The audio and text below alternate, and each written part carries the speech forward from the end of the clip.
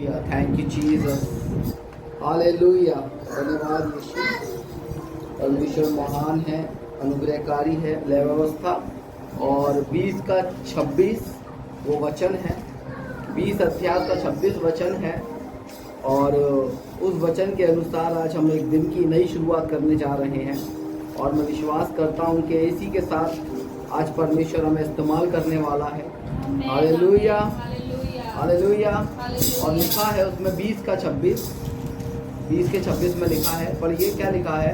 तुम मेरे लिए पवित्र बने रहना, पवित्र बने रहना, क्योंकि मैं यहोवा स्वयं पवित्र हूँ। आमीन।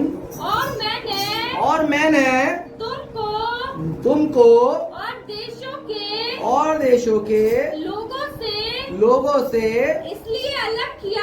इसलिए अलग किया है कि तुम निरंतर मेरे ही बने रहो। आमीन, हालेलुया। परमेश्वर आज हमको अलग किया है। हालेलुया। एक दूसरे से बोले, परमेश्वर आज हमको अलग किया है। परमेश्वर आज हमको अलग किया है ना? क्यों किया है? ताकि हम पवित्र बने रहें। हालेलुया। क्यों किया है? ताकि हम पवित्र बने रहें और उस परमेश्वर की महिमा गाते रहें जिसने हमको अलग किया है। हालेलुया।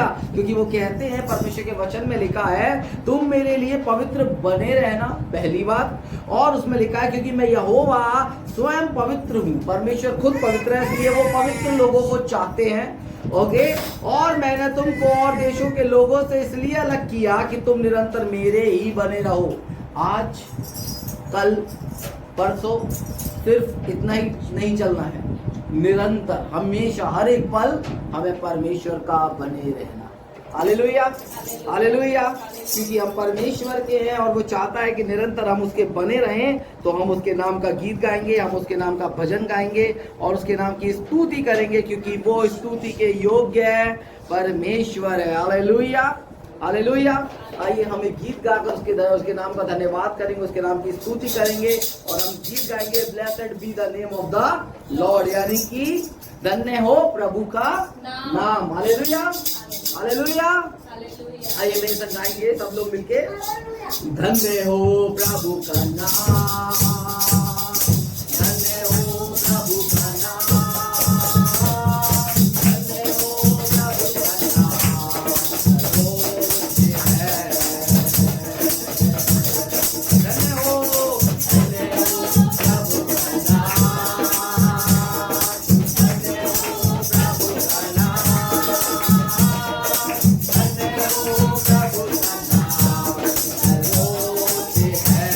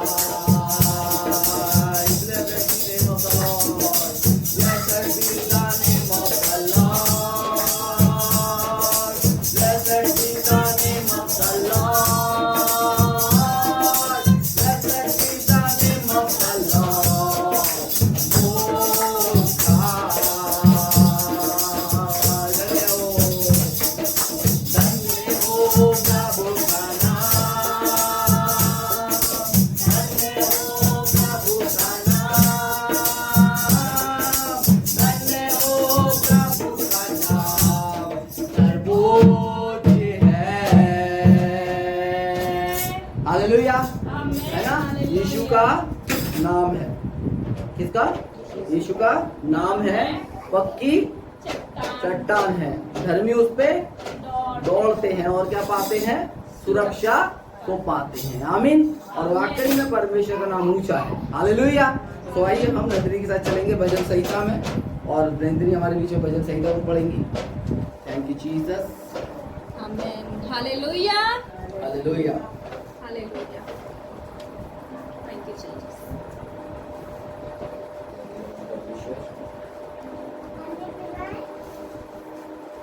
हालेलुया। आइए हम लोग निकाल लेंगे भजन संहिता 40 अध्याय 40। भजन संहिता 40 निकाल लेंगे।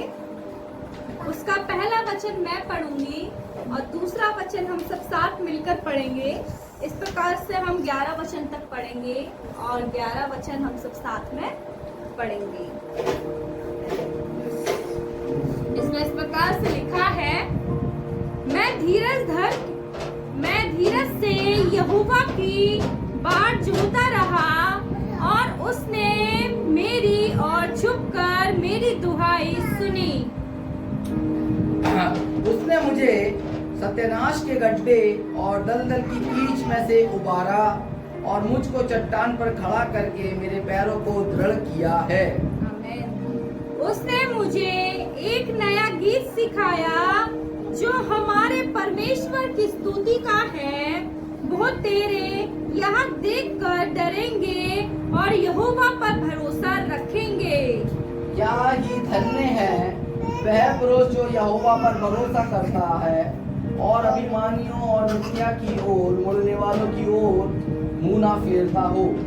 हे मेरे परमेश्वर यहोवा, तूने बहुत से काम किए हैं। जो आश्चर्य कर्म और कल्पनाएं हमारे लिए करता है वह बहुत सी है। तेरे तुल्य कोई नहीं। मैं तो चाहता हूँ कि खोलकर उनकी चर्चा करूं, परंतु उनकी गिनती नहीं हो सकती। मेल बलि और अन्न बलि से तू प्रसन्न नहीं होता।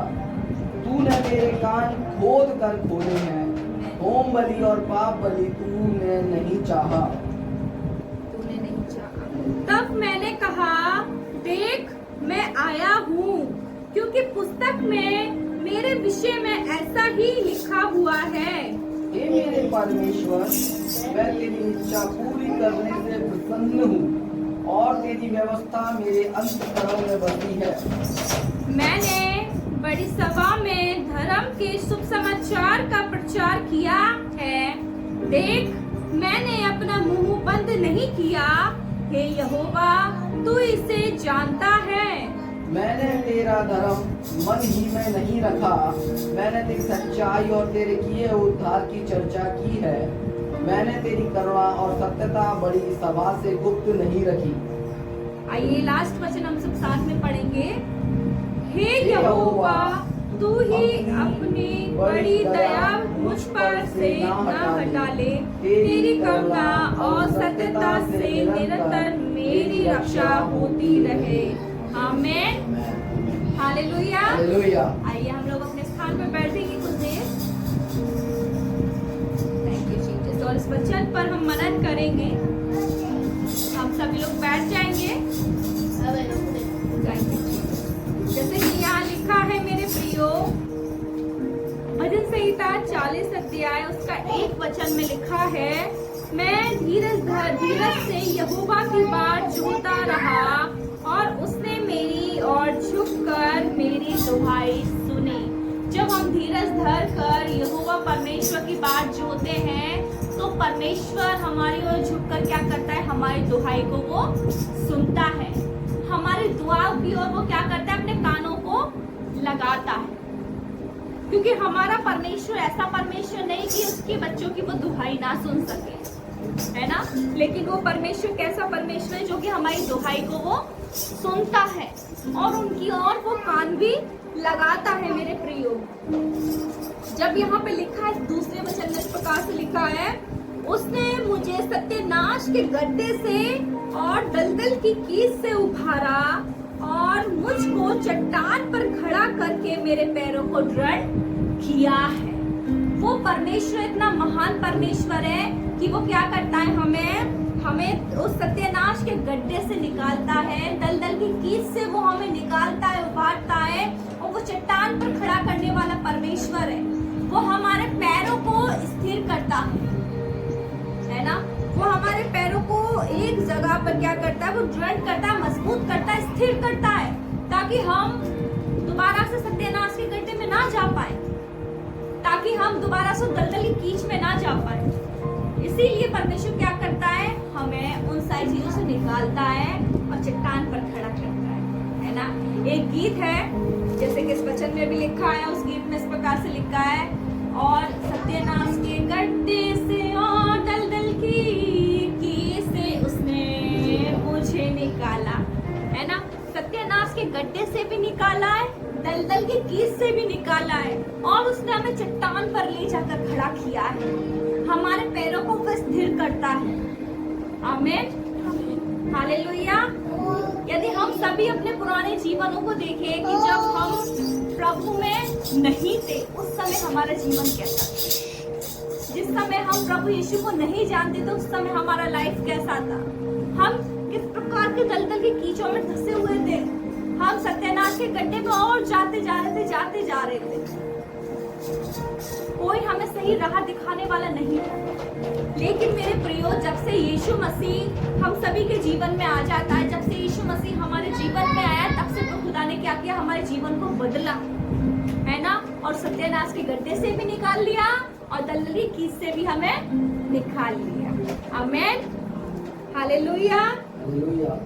और इसमें लिखा है, उसने मुझे एक नया गीत सिखाया जो हमारे परमेश्वर की स्तुति का है। वह तेरे दिया देखकर डर गए और यहोवा पर भरोसा रखेंगे, है ना। बहुत तेरे लोग क्या करेंगे, देखकर डरेंगे और यहोवा पर भरोसा रखेंगे, क्योंकि परमेश्वर अपने लोगों को उन नए नए गीतों से भरता है।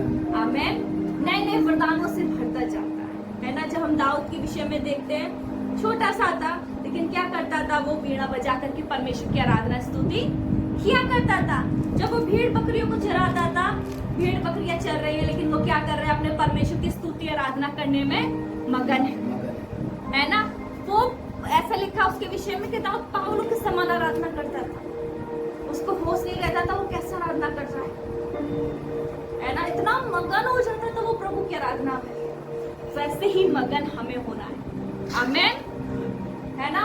वैसे ही मगन आपको होना है उस खुदाबंद की आराधना में, है ना। जैसे दाऊद करता था, है ना, आराधना, वैसे ही हमें भी आराधना करना है। आज हमारे पास वीणा नहीं है, लेकिन 10 तार वाले वाद्य यंत्र हैं जो कि हमारे हाथ में। आमीन, आमीन, है ना।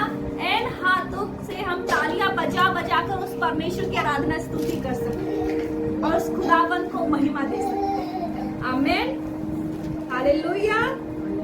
इसीलिए यहाँ पे एक चीज लिखी है, यदि आप 5वां वचन पढ़ेंगे तो उसमें लिखा है, हे मेरे परमेश्वर यहोवा, तूने बहुत से काम किए हैं, जो आश्चर्य कर्म और कल्पनाएं तूने हमारे लिए करता है वह बहुत सी है, तेरे तुल्य कोई नहीं। मैं चाहता हूँ कि खोलकर उनकी चर्चा करो, परंतु उनकी गिनती नहीं हो सकती। हालेलुया, है ना। परमेश्वर ने आपके जीवन के लिए, मेरे जीवन के लिए, हम सभी के जीवन के लिए क्या किया है, वो अच्छे कर्मों की सारी चीजों को, कल्पनाओं को करता है ना।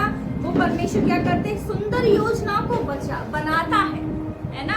सुंदर योजनाओं को बनाता है हमारे जीवनों के लिए, ताकि जो परमेश्वर ने हम सभी के जीवन के लिए बहुत सारी कल्पनाएं करके रखे कि नहीं, आज मेरी बेटी के जीवन में ये होना चाहिए, इस बंदे के जीवन में ये छुटकारा होना चाहिए, ये होना चाहिए, वो होना चाहिए, मेरे सारी बच्चों के जीवन में ये वरदान खिलने चाहिए। जो योजनाएं खुदा ने बना के रखी है, जो कल्पनाएं हमारे सोचने, हमारे समझने से परे है, बिल्कुल वो कल्पनाएं परमेश्वर क्या करता है, हमारे जीवन में पूरा करना चाहता है। परमेश्वर की कल्पनाएं, ना कि हमारी कल्पनाएं, परमेश्वर की योजनाएं, ना कि हमारी योजनाएं, है ना। क्योंकि परमेश्वर की योजना हानि की नहीं होती है परंतु लाभ की होती है। आमीन। वो लाभ की होती है और इसीलिए मेरे प्रियो, यदि हम खोल कर भी उसकी चर्चा, जो सारे अच्छे कर्म, जो भले काम परमेश्वर ने हमारे जीवनों में किए हैं, वो सारे अच्छे कर्मों की चर्चा यदि हम लोगों के सामने कहें भी ना, तो उनको हम गिन नहीं सकते। इतने सारे है ना, उनको हम गिन नहीं सकते, क्योंकि परमेश्वर भला है और उसकी करुणा सदा की है। आमीन, हालेलुया। इसके 8वें वचन में और इसके लास्ट वचन को बस मैं शेयर करूंगी। इसमें लिखा है, हे मेरे परमेश्वर, मैं तेरी इच्छा पूरी करने से प्रसन्न हूँ और तेरी व्यवस्था मेरे अंतःकरण में बसी है। आमीन, हालेलुया। हमें भी मेरे प्रियो परमेश्वर की इच्छा को जानना है और उसके पीछे होना है ना। जैसे कि ये वचन कहता है, मेरे परमेश्वर में तेरी इच्छा पूरी करने से प्रसन्न रहता हूँ, है ना। दाऊद राजा जो थे क्या करते थे, वो परमेश्वर की इच्छा पूरी करने से प्रसन्न रहते थे, खुश रहते थे, आनंदित रहते थे। उनके अंदर एक जोश रहता था हमेशा, चाहे किसी भी परिस्थिति में क्यों ना हो, युद्ध के समय में भी प्रसन्न है, आनंदित है ना। यदि अपने शत्रुओं से छिप कर भाग रहे हैं, उस समय पर भी वो क्या है, आनंदित है, क्योंकि उनके हृदय में प्रभु के लिए स्तुति चल रही है ना। हर इच्छा को पूरा करने में क्या रहते थे दाऊद, प्रसन्न रहते थे, आनंदित रहते थे। वही आनंद खुदा आपके जीवन में देखना चाहता है, वही आनंद परमेश्वर हमारे जीवन में क्या करना चाहता है, वो देखना चाहता है कि आज वही आनंद उसकी हर एक बच्चे के जीवन में दिखे, है ना। और उसमें लिखा है, और तेरी व्यवस्था मेरे अंतःकरण में बसी है, यानी कि मेरे अंदर, मेरे हृदय में बसी हुई है। आमीन। हमारे अंदर उसकी व्यवस्था को हमें इस कदर बसा लेना है कि यदि ये बाइबल के वचन उठा लिए भी जाए ना, तब भी वो व्यवस्था हमारे अंदर बसी रहने पाए। आमीन। तब भी उसके वचनों को शैतान चुराने ना पाए, लेकिन वो हमारे अंदर बसे रहने पाए। आमीन। और मेरे प्रियो, लास्ट वचन में इस प्रकार से लिखा ही, हे यहोवा, तू ही अपनी बड़ी दया मुझ पर से ना हटा ले, तेरी करुणा और सत्यता से निरंतर मेरी रक्षा कर। आमीन। वो परमेश्वर हमारा रक्षक है। हालेलुया। वो परमेश्वर क्या है, हमारा रक्षक है। वो परमेश्वर हम सभी की रक्षा करने वाला परमेश्वर है। इसीलिए इस वचन में इस प्रकार से लिखा है कि हे यहोवा, तू ही अपनी बड़ी दया मुझ पर से ना हटा ले, तेरी करुणा और सत्यता से निरंतर मेरी रक्षा कर। और वो परमेश्वर इतना महान परमेश्वर है कि वो अपने बच्चों की हर घड़ी, हर समय, हर पल क्या करता है, वो रक्षा वो करता है। आमीन, हालेलुया। आइए हम लोग आराधना में चलेंगे। हालेलुया। तो वाकई में परमेश्वर का धन्यवाद हो कि परमेश्वर हर एक वक्त में, हर एक कंडीशन में हमारे संग और साथ रहता है। हालेलुया। और वाकई में अगर वो साथ ना हो तो हम कुछ भी नहीं है ना। जैसा कि हमने उसके वचन में पढ़ा था कि हम उसके बिना कुछ भी नहीं है। इसलिए हमें अपने अंतःकरण में, अंतःकरण यानी कि अपने अंदर उसको रखना है और उसको लेकर चलना है। आमीन। उसको लेकर भी चलना है ताकि हम उसकी स्तुति का बलिदान, है ना, हमें अपने स्तुति रूपी बलिदान उसको चढ़ाने पाए। हालेलुया। आइए हम सब अपनी जगहों पर खड़े हो जाएंगे और प्रभु का धन्यवाद करेंगे कि वो महान परमेश्वर हमारे संग है, वो महान परमेश्वर हमारे साथ है और वो अपनी करुणा के अनुसार हम पर अपनी दया करता है, अपना अनुग्रह करता है। हालेलुया, हालेलुया, हालेलुया। क्योंकि वो परमेश्वर महान है, वो सत्यवादी ईश्वर है और उसने हम सबको बुलाया है ताकि हम उसके नाम का भजन गाएं, उसकी नाम की महिमा गाएं। Hallelujah, hallelujah. और उसने हमको इसलिए बुलाया है ताकि हम पवित्र बने रहने पाएं। कैसे बने रहने पाएं? पवित्र बने रहने पाएं। आमीन, आमीन, हालेलुया। Thank you Jesus. और उसके नाम की महिमा हमारे जीवन से निरंतर होती रहने पाए। हालेलुया। आइए हम प्रभु का धन्यवाद करेंगे, कुछ गीतों को गाकर उसके नाम की महिमा करेंगे। Hallelujah, thank you Jesus. Abraham का प्रभु, इसहाक का प्रभु, अब्राहम का प्रभु।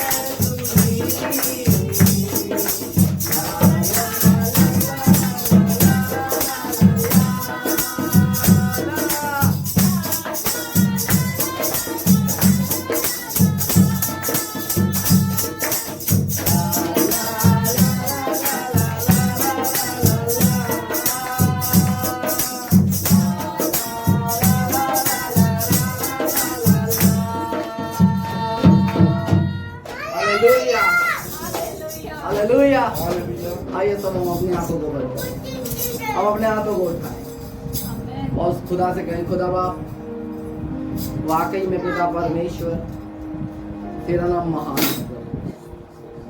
तो प्रभु तू अगर मेरे जीवन में तो पिता परमेश्वर सारी खुशियां मेरी हैं, तू अगर मेरे जीवन में है तो सारी आशीषें मेरी हैं, तू अगर मेरे जीवन में है तो परमेश्वर सारी चिंताओं से मैं मुक्त हूँ पिता परमेश्वर, और तू अगर मेरे जीवन में है तो पिता परमेश्वर हर एक चीजें पिता परमेश्वर मैं पाने में सक्षम हूँ प्रभु, क्योंकि पिता परमेश्वर ये तेरा वचन है प्रभु, क्योंकि प्रभु पिता परमेश्वर आप ही हैं प्रभु, आप ही थे और आप ही आने वाले हैं प्रभु, आप ही आने वाले हैं मेरे खुदा। हम धन्यवाद देते हैं, हम धन्यवाद देते हैं राजाओं के राजा प्रभुओं के प्रभु हर एक बातों के लिए पिता परमेश्वर, हर एक पिता परमेश्वर तेरे आश्चर्य कर्मों के लिए पिता परमेश्वर। ओ प्रभु पिता परमेश्वर तेरे पास आते हैं, तेरा धन्यवाद देते हैं, धन्यवाद देते पिता परमेश्वर, तेरा धन्यवाद देते हैं पिता परमेश्वर, तेरा धन्यवाद देते हैं पिता परमेश्वर, तेरा धन्यवाद देते हैं पिता परमेश्वर। ओ धन्यवाद देते हैं पिता परमेश्वर आपका खुदा बाप पिता परमेश्वर, आपके महान कर्मों के लिए, आपके उपकारों के लिए पिता परमेश्वर। ओ प्रभु पिता परमेश्वर आपका धन्यवाद देते हैं, धन्यवाद देते हैं पिता परमेश्वर। हालेलुया, हालेलुया, हालेलुया, थैंक यू जीसस। ओ धन्यवाद यीशु, धन्यवाद यीशु, हालेलुया, धन्यवाद देते हैं परमेश्वर, थैंक यू जीसस। तेरी स्तुति हो, तेरी महिमा हो, प्रशंसा हो प्रभु, तेरी स्तुति हो, तेरी महिमा हो, प्रशंसा हो प्रभु। आइए मिलके सब गाएं, तेरी स्तुति हो, तेरी महिमा हो,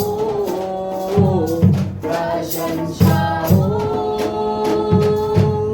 प्रभु। धन्यवाद करते तेरे उपकारों के लिए, आराधना करते तेरी भलाइयों के लिए, धन्यवाद करते तेरे उपकारों के लिए, आराधना करते तेरी भलाइयों के लिए। तेरी स्तुति हो, तेरी महिमा हो, प्रशंसा हो प्रभु, तेरी स्तुति हो, तेरी महिमा हो, प्रशंसा हो प्रभु। जय जयकार हो तेरी, तू सच्चा खुदा है। हालेलुया हो तेरी उपकार करता है। जय जयकार हो तेरी, तू सच्चा खुदा है। हालेलुया हो तेरी उपकार करता है। तेरी स्तुति हो, तेरी महिमा हो, प्रशंसा हो प्रभु। तेरी स्तुति हो, तेरी महिमा हो, प्रशंसा हो प्रभु। Thank you Jesus.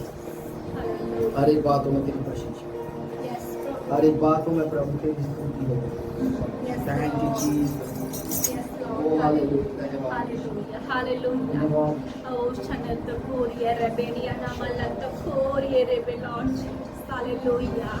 प्रभु आपकी महिमा, आपकी प्रशंसा हो, आपकी बड़ाई हो खुदा, क्योंकि आप सारा आदर, सारी महिमा, सारा इज्जत जलाल के योग्य परमेश्वर है खुदा बाप प्रभु। धन्यवाद हो यीशु राजा। हालेलुया, हालेलुया। Oh, thank you Jesus, thank you Jesus, thank you Lord, hallelujah, hallelujah। Oh, धन्यवाद यीशु राजा, धन्यवाद दे परमेश्वर पिता। प्रभु आप महान अति करुणा के योग्य खुदा है प्रभु जी, करुणा में परमेश्वर है खुदा बाप प्रभु। आपका धन्यवाद दे खुदा बाप प्रभु जी। प्रभु हम सभी आपके और नजदीक आते खुदा बाप प्रभु जी। खुदा आपका धन्यवाद देते खुदा, धन्यवाद देते यीशु राज। हालेलुया। इस समय परमेश्वर मुझे एक वचन स्मरण करा रहे हैं और उस वचन में इस प्रकार से लिखा है, देख मैं तेरे हृदय के द्वार पर खड़ा हुआ खटखटा रहा हूँ, खटखटा रहा हूँ। यीशु मसीह आपके हृदय के द्वार पर खड़े हैं मेरे प्रिय, और वो बस इस चीज का वेट कर रहे हैं, इस चीज का इंतजार कर रहे हैं कि कब आप उनकी आवाज सुनकर अपने हृदय के द्वार को खोलेंगे, अपने हृदय को पूरी तरह से ओपन करेंगे और वो आपके हृदय में प्रवेश करेंगे। मेरे प्रियो, वो आपके हृदय में प्रवेश करना चाहते हैं, क्योंकि वचन इस प्रकार से कहता है, देख मैं तेरे हृदय के द्वार पर खड़ा हुआ खटखटाता हूँ, खटखटाता हूँ कि यदि तुम मेरे शब्द को सुनकर उस द्वार को खोलोगे तो मैं तुम्हारे हृदय में प्रवेश करूंगा, और सिर्फ प्रवेश ही नहीं करूंगा लेकिन तुम्हारे घर का एक सदस्य बनकर तुम्हारे साथ भोजन भी करूंगा। मेरे प्रियो, आप यीशु के लिए अपने हृदय के द्वार को खोलिए। यीशु मसीह इसी चीज को बोले, open the door, open the door. यदि आप अपने उस दरवाजे को खोलते, हृदय के द्वार को खोलते हैं, तो यीशु आज के दिन आपके अंदर प्रवेश करेंगे और आपके जीवनों को अपनी असीम शांति से भर देंगे। असीम शांति, एक ऐसी शांति जो कभी खत्म नहीं होगी। आमीन। ऐसी आनंद जो का इसका कभी अंत नहीं होगा। आओ, thank you Jesus, thank you Jesus, hallelujah, hallelujah. प्रभु धन्यवाद, धन्यवाद, धन्यवाद यीशु राजा, धन्यवाद यीशु राजा। आओ प्रभु धन्यवाद देते खुदा बाप प्रभु, हालेलुया, हालेलुया। आओ परमेश्वर पिता हम प्रार्थना करते खुदा, अनुग्रह कीजिए खुदा बाप जी। ओ शंदोरिये रे बेनिया नामा लॉर्ड जीसस, प्रभु आपके नाम में चंगा, ये आपके नाम में छुटकारा है खुदा। प्रभु जी हम प्रार्थना करते खुदा बाप प्रभु, आज के दिन में खुदा जितने लोग खुदा, जितने बहन भाई खुदा इस जगह पर इकट्ठे हैं खुदा बाप प्रभु जी, हर एक को परमेश्वर पिता, ओ प्रभु जी आप अपनी पवित्र आत्मा से छुए परमेश्वर पिता, आप स्पर्श कीजिए खुदा बाप प्रभु। जितने बहन भाई खुदा हमें ऑनलाइन देख रहे खुदा बाप प्रभु जी, ओ परमेश्वर पिता हम प्रार्थना करते यीशु के नाम से खुदा, उनके जीवनों को भी खुदा अपने पवित्र आत्मा से भर दीजिए खुदा बाप प्रभु जी। उनके हृदयों में आज के दिन खुदा आप प्रवेश कीजिए खुदा बाप प्रभु जी, ताकि प्रभु दोबारा से उस दलदली कीच में ना जाने पाए खुदा, दोबारा से उस सत्यानाश के गड्ढे में ना जाने पाए परमेश्वर पिता। प्रभु आप उनके पैरों को स्थिर कीजिए, मजबूत कीजिए परमेश्वर पिता। प्रभु हम धन्यवाद देते खुदा। प्रभु यहाँ पे जितने लोग हैं खुदा, ओ प्रभु होप सेंटर के हर एक जन को खुदा अपने आनंद और अपनी शांति से भर दीजिए खुदा। ओ प्रभु सारा बोझ, सारी चिंताएं खुदा, ओ प्रभु आज के दिन आप अपने ऊपर लेना चाहते हैं खुदा। ओ प्रभु हम प्रार्थना करते हैं लोग इस जीवन में अपनी शांति को दीजिए, अपनी शांति को दीजिए खुदा बाप प्रभु, अपने आनंद को दीजिए खुदाया। आपका धन्यवाद देते परमेश्वर पिता, धन्यवाद देते खुदा आपकी हुजूरी के लिए खुदा, धन्यवाद देते खुदा। प्रभु इस प्रार्थना को यीशु के नाम से मांगते हैं। आमीन, आमीन, आमीन, आमीन, हालेलुया। आइए हम लोग अपने स्थानों पर बैठ जाएंगे कुछ देर।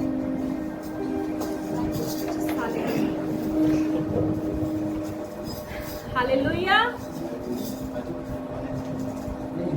परमेश्वर का धन्यवाद उस सारी बातों के लिए। आइए हम खुदावंद यीशु का धन्यवाद दे, तालियां बजा करके उस खुदा के नाम को ऊंचा उठाएं। बैठ जाओ। हालेलुया। क्योंकि मेरे प्रियो, वो परमेश्वर सारा आदर, सारी महिमा, सारा इज्जत जलाल के योग्य परमेश्वर। आमीन। हालेलुया।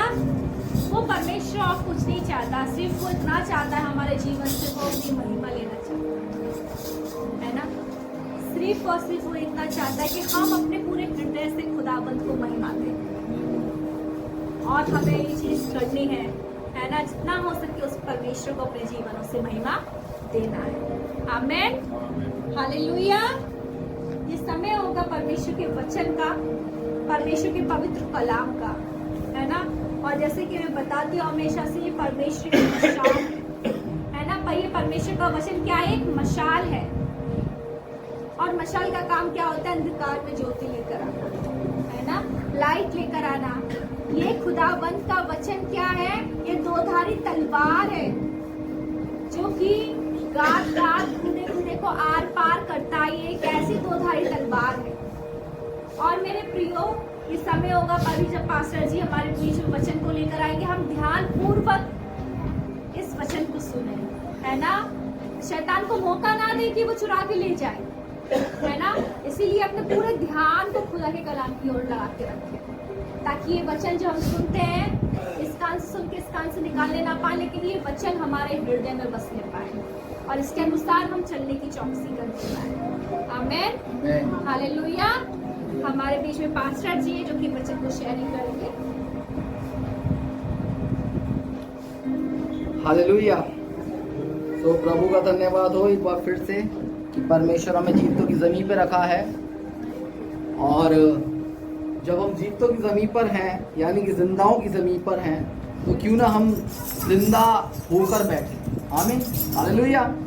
हालेलुया। मेरी बात समझ रहे हैं? जिंदा होकर बैठने का मतलब क्या है? अभी आप लोग सोच रहे होंगे कि भैया ऐसा क्यों बोल रहे हैं, हम तो जिंदा ही है ना, हम तो जिंदा ही हैं और इसलिए बैठे भी हैं, है ना। जिंदा नहीं होते तो नहीं बैठ पाते, है ना। लेकिन फिर भी परमेश्वर के वचन के प्रति हमें जीवित बैठना और होना बहुत जरूरी है। हालेलुया। किसी को याद है कि मैं पिछले संडे क्या बताया था? किसी को याद है मैं पिछले संडे क्या बताया था? जल्दी से किसी को याद है तो बता सकते हैं, बताइए जल्दी से, क्या बताया था मैं पिछले संडे? हाँ हाँ, चेले बनने की निशानी। चेले की निशान नहीं, मैंने वो शिक्षा में बताया था। मैं बता रहा हूँ पिछले संडे में क्या बताया था। हाँ, लेकिन ऑनलाइन नहीं सुना किसी ने? ओके, कोई बात नहीं। तो मैं बताना चाहता हूँ, पिछले संडे मैंने बताया था मसीह यीशु के अधिकार। क्या बताया था? मसीह यीशु के अधिकार। और उससे पहले मैंने उस संडे बताया था, मतलब कि पिछले संडे मैंने बताया था, किसी को पता है क्या बताया था? पिछले संडे मैंने क्या बताया था? मसीह में मेरी पहचान, है ना। मसीह में मेरी पहचान, है ना। मैं बताना चाहता हूं आपको, मसीह में जब मेरी पहचान हुई तो पहचान किस रूप में हुई?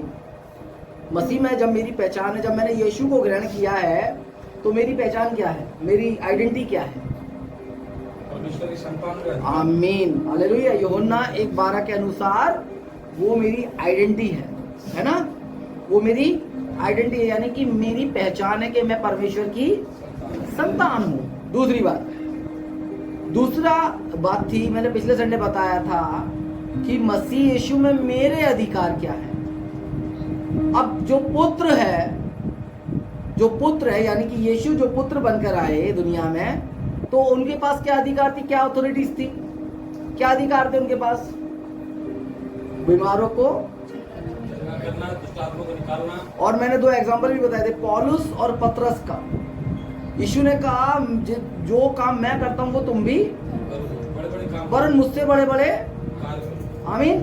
अब एक जगह पर पतरस ने एक लंगड़े भिखारी को, जिसको द्वार पर लाके बैठा दिया करता था, उसे ठीक किया। तो एक जगह ऐसा लिखा है कि उससे बड़े काम किए यीशु से बड़े, कि लोग अपने बीमार लोगों को लिटा देते थे और पतरस की परछाया छाया उसके ऊपर पड़ती थी और लोग, आमीन। तो मैंने 2 एग्जाम्पल भी बताए थे। पौलुस ने एक व्यक्ति को ठीक किया और एक व्यक्ति को जिंदा किया, बड़े बड़े काम, है ना। वो क्या है? वो मेरा अधिकार है। यीशु में मुझे सिर्फ पुत्र होने का अधिकार नहीं मिला है, पुत्र होने के बाद वो अधिकार भी मिला है जो यीशु के पास है, आमीन। आज मेरा विषय है मसीह यीशु में मेरे काम, हालेलुया। अब मैं मसीह तो हो गया हूं। क्या हो गया हूं मैं मसीह हो गया हूं। कौन कौन मसीह है? हम मसीह हैं, हालेलुया। तो याद रखना, मसीह अगर कोई जो भी होता है वो बैठता नहीं है ना। जो भी लोग मसीह होते हैं वो घर पर नहीं बैठते हैं, वो घर बैठने के लिए नहीं बुलाए गए हैं। हाँ जी, मैं तो बस जान गया खुदा को और मैं तो बस अब जी प्रार्थना करूंगा, हो गया जी, बस इतना नहीं है मसीह जीवन। अगर मसीह ने मुझे एक आइडेंटिटी दी है, मुझे एक पहचान दी है। मेरी पहचान क्या है? कि मैं भारत देश का नागरिक हूँ। कैसे मैं साबित करता हूँ? अपने आधार कार्ड से। फिर भी वो पहचान पत्र, फिर भी वो आइडेंटिटी में नहीं आता है। लेकिन असली आइडेंटिटी क्या होती है? पहचान पत्र, है ना। असली आइडेंटिटी क्या होती है?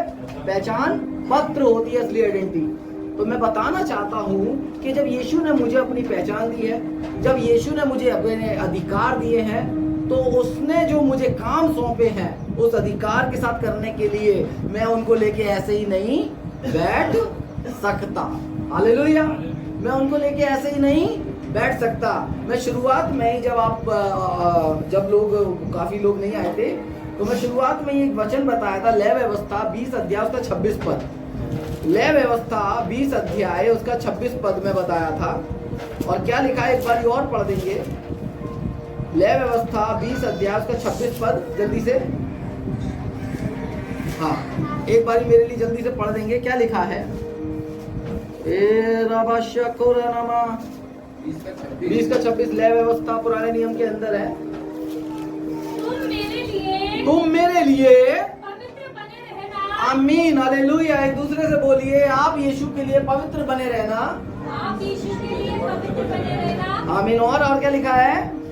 बने रहना, क्योंकि मैं हाँ, यहोवा स्वयं पवित्र हूँ। क्योंकि मेरा परमेश्वर पवित्र है। बोलिए, क्योंकि मेरा परमेश्वर पवित्र है। क्योंकि मेरा परमेश्वर पवित्र। और उसके बाद क्या लिखा है?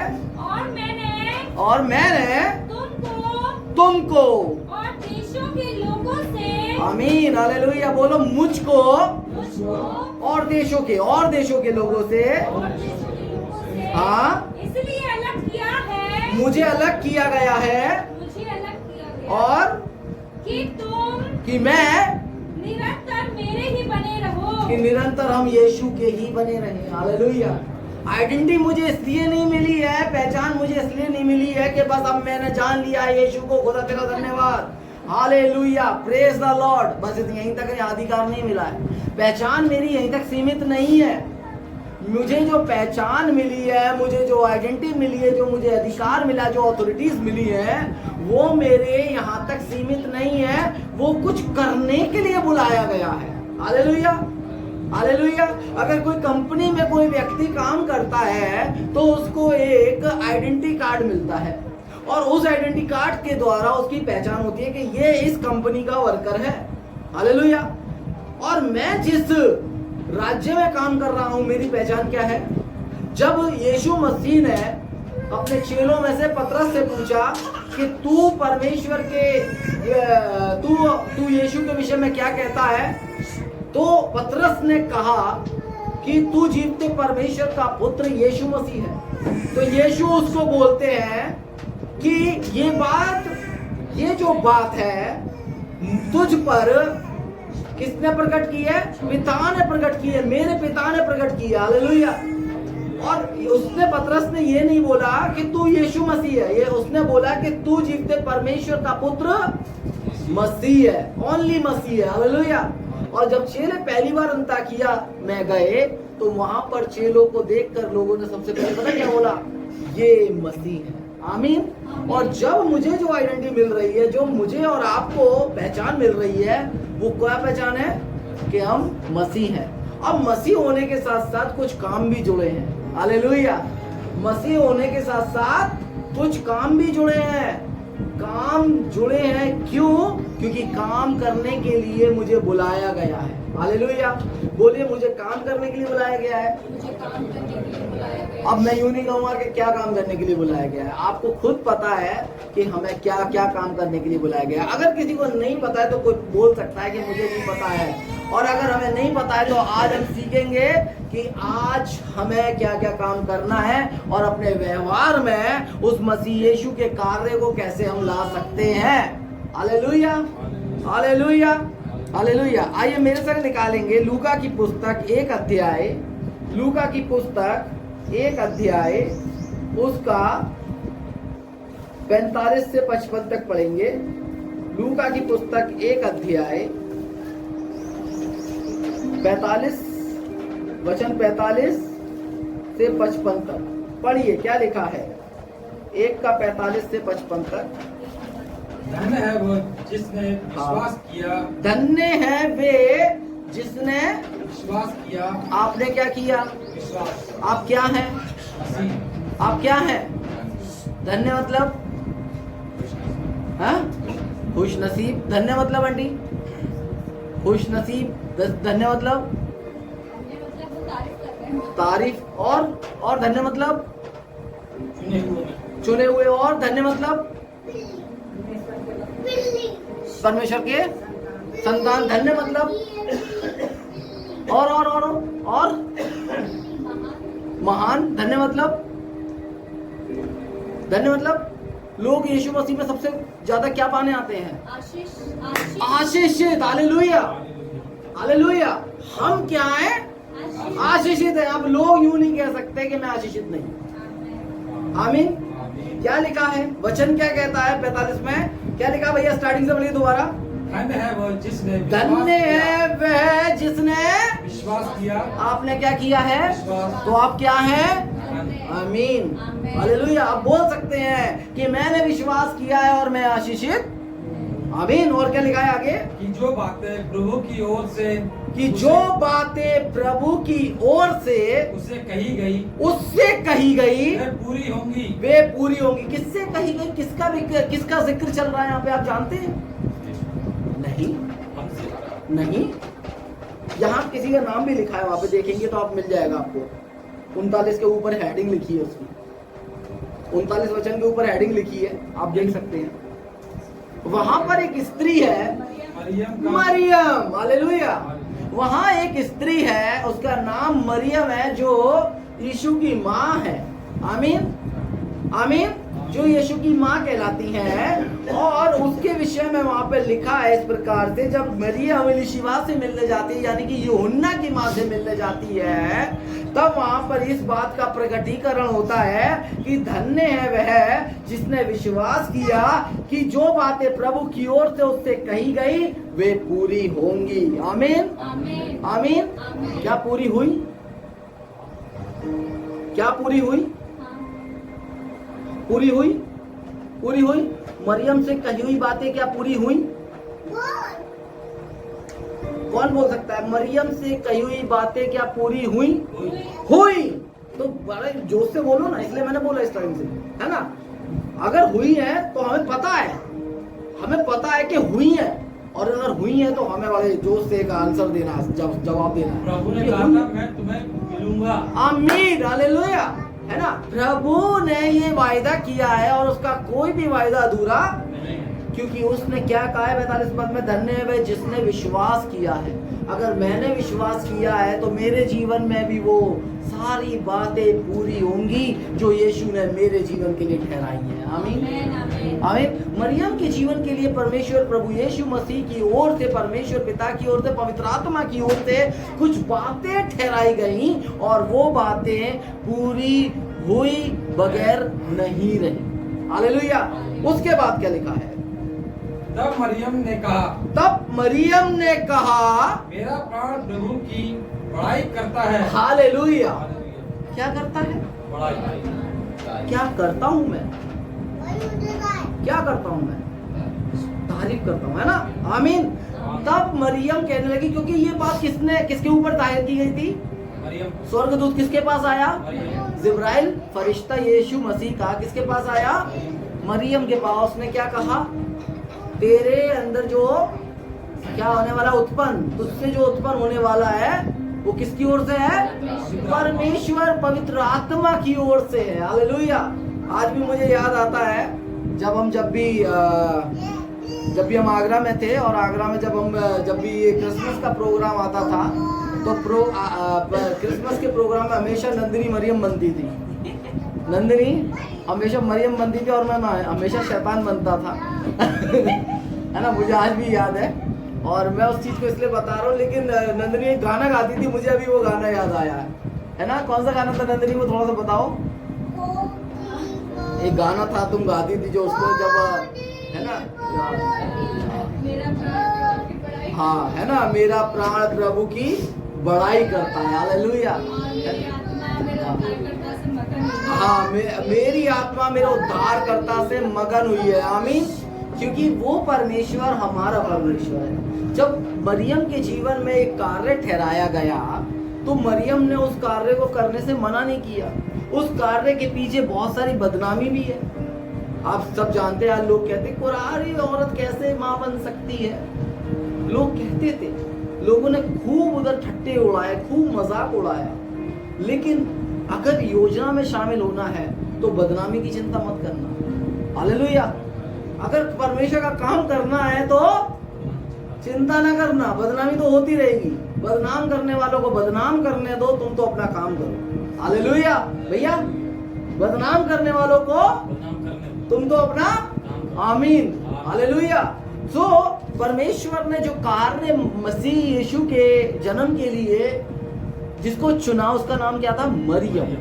और मरियम कहती है कि धन्य है वह जिसने, है ना, सॉरी, वचन में लिखा है, धन्य है वह जिसने विश्वास किया कि जो बातें प्रभु की ओर से, है ना, वह जिसने विश्वास किया प्रभु की ओर से उससे कही गई हैं। मरियम से कुछ बातें कही गई, और वो बातें जब कही गई तो मरियम का प्राण जो है, उसकी जो बॉडी है, उसके अंदर जो प्राण है जिससे वो जीवित है, उससे वो क्या करने लगी? परमेश्वर की बड़ाई करने लगी। Hallelujah, hallelujah. मैं बताना चाहता हूँ, मसीह यीशु में हमारे काम, मसीह यीशु में मेरे काम और मेरा व्यवहार, है ना, मेरे काम और मेरा व्यवहार बहुत जरूरी है। हालेलुया। आज मैं आपको कुछ 11 बातें बताने जा रहा हूँ कि मसीह यीशु में जो हम काम करते हैं, जो हमारा व्यवहार है, वो कैसे और भी अच्छा हो सकता है। हालेलुया। वो कैसे और भी ज्यादा प्रभावशाली हो सकता है। हालेलुया। आइए मेरे संग निकालेंगे इफिसियों की पुस्तक, उसका 4 अध्याय, उसका 32 पद। इफिसियों की पुस्तक, उसका 4 अध्याय, उसका 32 पद। क्या लिखा है? जल्दी से मेरे लिए पढ़ेगा कोई?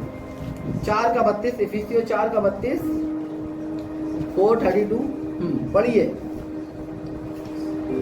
है ना। मसीह यीशु में हमारे कार्य और हमारे व्यवहार बहुत आवश्यक हैं, क्योंकि मसीह यीशु में हमारे लिए जो बातें ठहराई गई हैं, वो कोई भी बात पूरी हुई रहे बगैर नहीं रहेगी। हालेलुया। वो अधूरी नहीं होगी, वो हमेशा पूरी होगी। हालेलुया। इफिसियों 4:32 क्या लिखा है? एक दूसरे पर कृपालु और करुणामय हो। हालेलुया।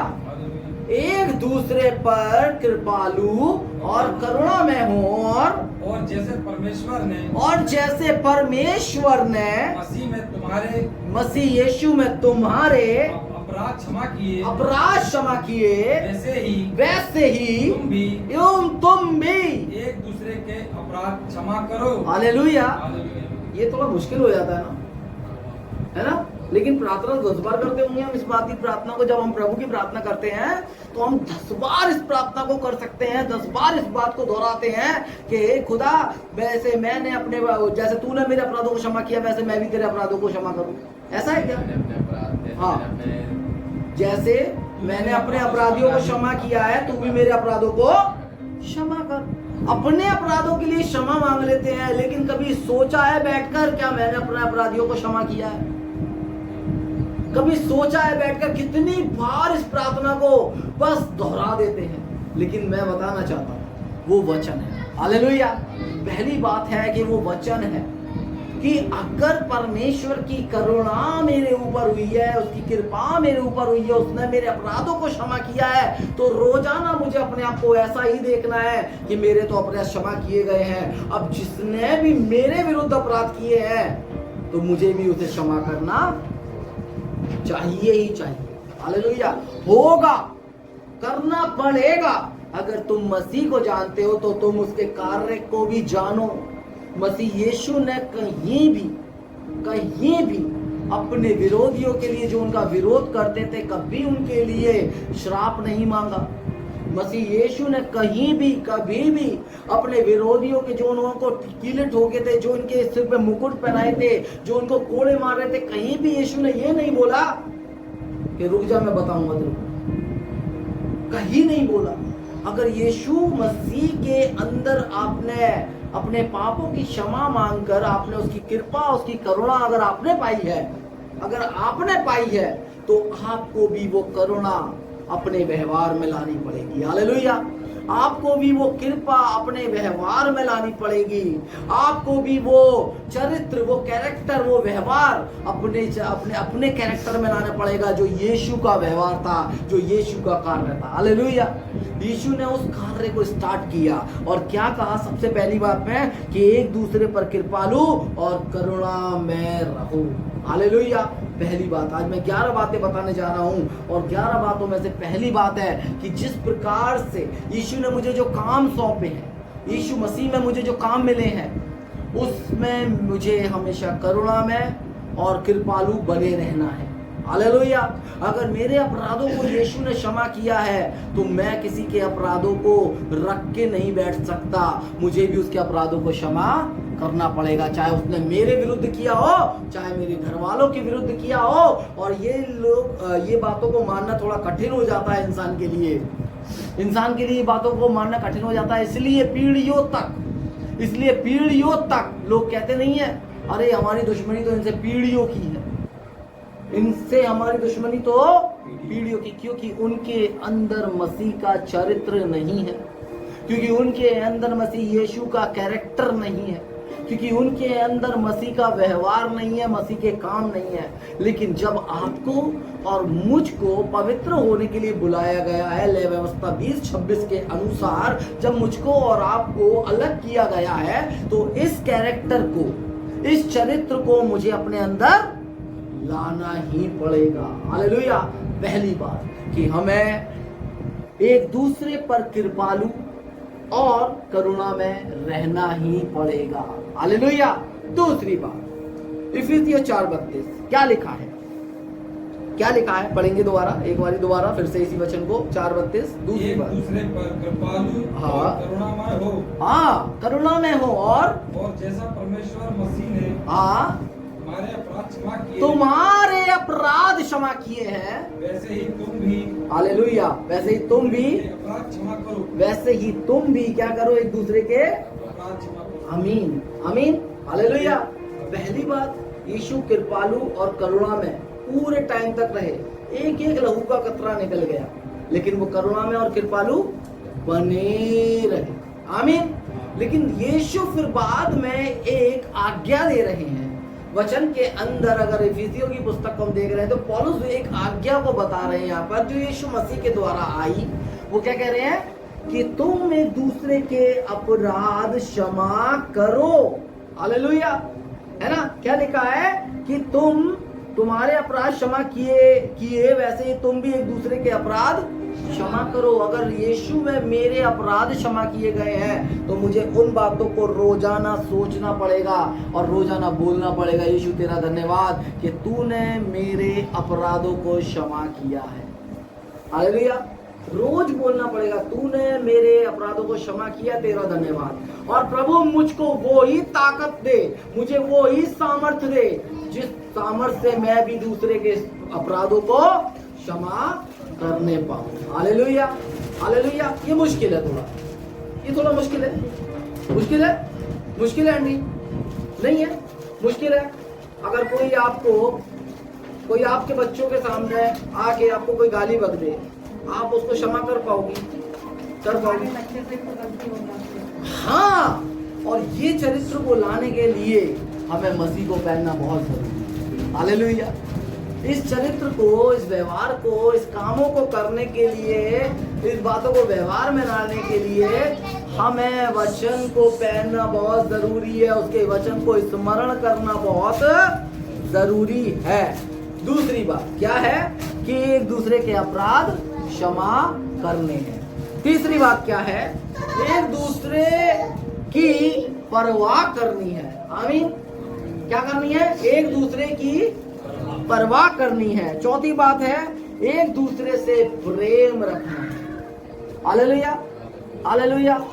परवाह करना बहुत मुश्किल बात होती है ना? कई बार कई पास्टर्स या कई चर्चेस के लिए मुश्किल हो जाता है लोगों की परवाह करना, और कई बार कई विश्वासियों का मुश्किल हो जाता है चर्च की परवाह करना। ऐसा भी है ना? क्योंकि कई बार विश्वासी लोग चर्च को, अपने चर्च को, अपनी कलीसिया को बहुत हल्के में लेते हैं, बहुत हल्के में लेते हैं। अगर आज एक चर्च चले गए तो कल दूसरे चर्च घूमने जाएंगे, कल दूसरे घूमे तो परसों तीसरे जाएंगे, क्योंकि वो संतुष्ट नहीं होते। आमीन, आमीन। मैं बताना चाहता हूं आपको कि परमेश्वर हम सबको बुलाया ही इसलिए है कि हम खुदा का काम करें। आमीन। हमें परवाह करनी है एक दूसरे की। जो हमारे बीच में निर्बल है उनको उत्साहित करना है, उठाना है उनको, और उनसे प्रेम करना है। हालेलुया। पहली बात, एक दूसरे पर क्या करनी है? कृपालु और करुणा में रहना है। दूसरी बात, एक दूसरे के अपराधों को क्षमा करना है। तीसरी बात, एक दूसरे की परवाह करनी है।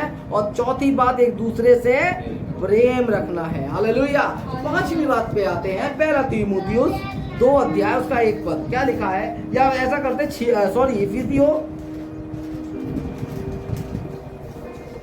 इफिसियों 6 अध्याय 18 से 20 पढ़ेंगे। इफिसियों 6 अध्याय 18 से 20 क्या लिखा है? हर समय और हर प्रकार से आत्मा में प्रार्थना हाँ, विनती करते रहो। आत्मा में प्रार्थना भी करो और विनती भी करो, और इसीलिए जागते रहो कि सब पवित्र लोग के लिए लगातार विनती किया करो। हाँ, विनती किया करो। और मेरे लिए भी कि मुझे बोलने के समय ऐसा प्रबल वचन दिया जाए। ऐसा प्रबल यानी कि प्रबल क्या होता है? ताकतवर, जो लोगों के हृदयों में चला जाए, उनकी बुद्धियों में समा जाए। आमीन। ऐसा वचन दिया जाए प्रबल, और कि मैं साहस के साथ सुसमाचार का भेद बता सकूं। हाँ, जिसके लिए मैं जंजीर से जकड़ा हुआ राजदूत हूँ। आमीन। ये कौन बोल रहे हैं? ये पौलुस कह रहे हैं। Hallelujah, hallelujah. वो कह रहे हैं तुम जब प्रार्थनाएं करते हो तो प्रार्थनाओं के साथ विनती भी किया करो। हालेलुया, है ना? क्यों करा करो? क्योंकि और ये किसी एक टाइम पर नहीं किया करो, ये हर समय किया करो। हालेलुया, हर समय और हर प्रकार से आत्मा में प्रार्थना और विनती करते रहना बहुत आवश्यक है। हालेलुया। और इसीलिए क्या करना? जागते भी रहना है। आंखों से तो सोना है, शरीर से तो सोना है, लेकिन आत्मा में जागे रहना है। हालेलुया। और जो व्यक्ति आत्मा में जागा रहता है वो हमेशा अपने जीवन में प्रभावशाली बनता है। हालेलुया। क्योंकि उसके ऊपर परमेश्वर अपने सुसमाचार का भेद प्रकट करता है और बोलने के समय ऐसा वचन देता है जो प्रबल होता है, ताकि वो वचन दूसरों के जीवन में जाकर बहुतायत का काम करने पाए। हालेलुया। और लिखा है कि विनती क्या करो, क्योंकि और मेरे लिए भी, वो पौलुस कह रहे मेरे लिए भी। हालेलुया। कई पास्टर्स के पास इतने सारे विषय होंगे प्रार्थनाओं के, कई कलीसियाओं में इतने सारे विषय होंगे। एक विश्वासी का कम से कम 30 से 40 विषय होंगे, 20 से 30 होंगे, हो सकता है 10 हो। अगर एक व्यक्ति ने, एक विश्वासी ने एक दिन के अंदर अगर 10 या 5 विषय भी दिए तो एक हफ्ते के अंदर 5, अगर 5 से काउंट करेंगे तो कितने कितने हो गए? कितने हो गए? 5 सत्ते 35 विषय, 35 विषय। और एक कलीसिया के अंदर अगर 20 से 30 विश्वासी भी आते हैं तो 35 से जोड़ लो कितना हो गया। पास्टर के ऊपर तो प्रार्थनाओं का बोझ है, पादरी के ऊपर तो प्रार्थनाओं का, अब उसके लिए प्रार्थना कौन करेगा? वो तो तुम्हारे प्रार्थनाओं को लेकर जा रहा है, तुम्हारी विनती, तुम्हारे निवेदन, तुम्हारी सारी प्रार्थनाओं को लेकर जा रहा है। अब उसके लिए कौन प्रार्थना करेगा? क्योंकि वो तुम्हारे लिए शैतान के सामने जा रहा है उसकी युक्तियों से लड़ने के लिए। क्या वो अपने लिए जा रहा है? किसके लिए जा रहा है? हमारे लिए जा रहा है। हालेलुया। कई बार इस चीज को लोग समझते नहीं है। पौलुस जब इस कार्य को कर रहे थे, पौलुस जब यीशु मसीह के इस काम को कर रहे थे तो ये काम छोटा नहीं है। जब आपके पास प्रार्थना का विषय आता है, जब आपके पास प्रार्थना का विषय आता है, जब आपके पास प्रार्थना का विषय आता है तो आप दूसरे की चिंता कर रहे हो और उसके बदले में जाके आप शैतान के साथ युद्ध लड़ रहे हो। उसका युद्ध आप लड़ने जा रहे हो। इसे क्या कहते हैं? आधी रोटी पे यही कहते हैं ना, लेकिन हम आधी रोटी पे दाल नहीं ले रहे। ये मेरी पहचान है। अगर मैंने ये काम, अगर मैंने इस राज्य में काम करने की ठानी है या सोची है तो ये मेरी ऑथोरिटी है, ये मेरी जिम्मेदारी है, ये मेरा काम है, ये मेरा कार्य है और इसको मुझे व्यवहार में रोजाना लाना ही पड़ेगा। लेकिन तुम्हें उस बात के लिए कि वो पास्टर भी इतना ताकतवर हो जाए कि वो शैतान की युक्तियों के सामने वो भी खड़ा रह नहीं पाए। हालेलुया। जब मैं पिछले दिनों में बता रहा था इफिसियों की पुस्तक से कि जब एक व्यक्ति विश्वास में आता है किसी भी अन्य जाति घर में से, तो वो क्या करता है शैतान? वो कम से कम कितने सारे लोगों को उसके पीछे लगा देता है। प्रधानों को, अधिकारियों को, हाकिमों को और दुष्टता की आत्मिक सेनाओं को। मैं यूं नहीं कह रहा हूं कि प्रधान को लगाता है, अधिकारी को लगाता है या हाकिम को लगाता है या प्रधान या दुष्टता की सेना को लगाता है। मैं कह रहा हूं सेनाओं को, अधिकारियों को, है ना, हाकिमों को, प्रधानों को, है ना। मैं बहुवचन की बात कर रहा हूं। उसके पीछे जब एक व्यक्ति के पीछे इतने सारे लोग आते हैं तो वो क्या करेगा? वो किसके पास जाता है? पास्टर जी ये दिक्कत आ रही है, कलीसिया में जाएगा, दिक्कत ये आ रही है, इसके लिए प्रार्थना करो। अच्छा ये वाली बात भी है, उस वाली बात के लिए भी प्रार्थना करना। अच्छा पास्टर जी मेरे बच्चों के लिए प्रार्थना करना। अच्छा मेरे परिवार के लिए भी प्रार्थना करना। अच्छा वो एक रिश्तेदार उनके लिए भी प्रार्थना करना। भाई तो इतने सारे बोझ को एक व्यक्ति पर दे रहा है। यीशु मसीह के सामने वो सारे बोझ थे। हालेलुया। और यीशु मसीह उसे उठाए, उस क्रूस को उठाए हैं यीशु, जब वो प्रार्थना ही नहीं। हालेलुया। वो हमारे काम थे, है ना यीशु, लेकिन सारे बोझ को उठा लिए। आज यीशु ने जब अपने लोगों को बुलाया है, चुना है, खड़ा किया है, स्थिर किया है, तो इसलिए बुलाया है, इसलिए खड़ा किया है ताकि वो लोग, वो जो पास्टर से जो वो दास है परमेश्वर के, वो भी उन प्रार्थनाओं के बोझ को उठाएं और कलीसिया उनके लिए लॉ लगाकर प्रार्थना करे। हालेलुया। कलीसिया का हर एक जन के, कलीसिया का एक व्यक्ति, जैसा मैं बता रहा था, अगर 5 विषय दे रहा है तो अगर 20 या 30 लोग हैं तो कितने सारे विषय हो जाएंगे एक हफ्ते के अंदर उसके पास। समझ रहे हैं आप? एक हफ्ते के अंदर कितने विषय हो जाएंगे?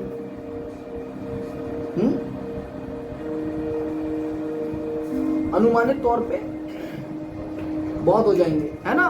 तो कहने का मेरा मतलब क्या है, अगर 5 से भी जोड़ेंगे तो बहुत सारे विषय हमारे पास हो जाते हैं और वो सारे विषयों को पूरे हफ्ते वो पास्टर लेकर चलता है, उन कामों को लेकर चलता है जो यीशु ने उसे सौंपे हैं। लेकिन उसके लिए कौन प्रार्थना करेगा? इसलिए पौलुस क्या कहते हैं पौलुस? तुम मेरे लिए भी प्रार्थना किया करो भाई। हालेलुया। मेरे लिए भी प्रार्थना किया करो, क्योंकि मेरे को बोलने के समय ऐसा प्रबल वचन दिया जाए। अब उस पास्टर को क्या करना है? प्रार्थना तो करनी है, प्लस उसे वचन भी बांटना है, और वचन भी ऐसा बांटना है जिसमें सुसमाचार का भेद प्रकट किया जा सके। हालेलुया। आमीन। अब उसे प्रार्थनाओं में भी बैठना है, तैयारी भी करनी है, फिर घर का भी प्रेशर है, बच्चे का भी प्रेशर है, उसकी भी फैमिली है, उसके लिए कौन प्रार्थना करेगा? हालेलुया। उसके लिए भी प्रार्थना करना बहुत जरूरी है। पौलुस कहते हैं मेरे लिए भी प्रार्थना किया करो, क्योंकि मैं क्या हूं? जंजीरों से जकड़ा हुआ राजदूत हूं। हालेलुया। हम सब राजदूत हैं, आमीन। हम सब राजदूत हैं, लेकिन हमने जब मसीह के कामों को अपने जीवन में लिया है, अपने व्यवहार में लिया है, तो उन कामों को करने के लिए हम एक ऐसे राजदूत है जो परमेश्वर में जकड़े हुए हैं, और उन कामों से छूटकर हम नहीं भाग सकते। हालेलुया। और यह भी कि उसके विषय में जैसा मुझे चाहिए मैं साहस से बोलूं। हालेलुया। कई बार पास्टरों से लोग नाराज हो जाते हैं, अरे वो पास्टर ऐसा बोल रहा था। कई बार लोग नाराज हो जाते हैं, अरे वो ऐसा बोल रहा था, उसको तो वो तुरंत न्याय भी कर देते हैं, उसका तुरंत न्याय भी कर देते हैं। अरे यार वो सही नहीं है, वो अच्छा नहीं है, वो बहुत बेकार है, अरे उसको बात करना नहीं आता, उसको तमीज नहीं है, कुछ भी बोल देते हैं, कुछ भी बोल देते हैं। उन सब बातों को भूल जाते हैं कि कभी ये पास्टर हमारे प्रार्थना विषयों को लेकर शैतान के सामने गया था, खुदा के सामने गया था। इस सब बातों को लोग भूल जाते हैं, बहुत हल्के में ले जाते हैं। लेकिन मैं बताना चाहता हूँ, पौलुस जब इस बात को बता रहे हैं कि तुम मेरे लिए प्रार्थना किया करो, और तुम हमेशा प्रार्थना किया करो, प्रार्थना विनती किया करो, हर समय और हर प्रकार से प्रार्थना किया करो और विनती किया करो, और कैसे कि आत्मा में प्रार्थना किया करो और जागते रहा करो। हालेलुया। तो पांचवी बात क्या है? एक दूसरे के लिए प्रार्थना करना, है ना। पासवान के लिए प्रार्थना करना, यानी कि पास्टर के लिए प्रार्थना करना, विश्वासी के लिए प्रार्थना करना, और अविश्वासी के लिए भी प्रार्थना करना, और प्रधानों के लिए प्रार्थना करना, और लोगों के लिए भी प्रार्थना करना। हालेलुया। इधर कोई नहीं छूटना चाहिए, इधर कोई नहीं छूटना चाहिए, क्योंकि यीशु के काम ऐसे ही है। हालेलुया। मैं किसी कंपनी में जॉब नहीं कर रहा हूँ, मेरी आइडेंटिटी छोटी नहीं है, मेरी पहचान छोटी नहीं है। मैं कहाँ, मेरी पहचान कहाँ की है? स्वर्ग की पहचान है। जो स्वर्ग से आया है वो स्वर्ग पर गया, और जो स्वर्ग का परमेश्वर है उसने मुझे ये ऑथोरिटी दी है, उसने मुझे और आपको ये ऑथोरिटी दी है कि हम जो प्रार्थनाएं करेंगे वो प्रार्थनाएं पूरी होंगी। हालेलुया। हालेलुया। पांचवी बात क्या है? एक दूसरे के लिए प्रार्थना करो, अपने पास्टर के लिए प्रार्थना करो, अपने विश्वासी के लिए प्रार्थना करो, अविश्वासी लोगों के लिए प्रार्थना करो, प्रधानों के लिए प्रार्थना करो, और लोगों के लिए प्रार्थना करते रहो। हालेलुया। छठवीं बात, इब्रानियों 10:25, जल्दी से निकालेंगे क्या लिखा है। इब्रानियों 10 अध्याय उसका 25 पद, 10:25।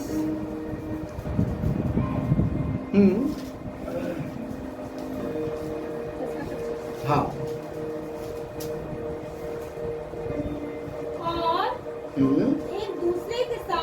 और एक दूसरे के साथ इकट्ठा ना छोड़े। हाँ, इकट्ठा होना ना छोड़े। हाँ, हाँ। जैसा कि कितनों की रीति है, कितनों की रीति है, पर एक दूसरे को समझाते रहें। आमीन। हालेलुया।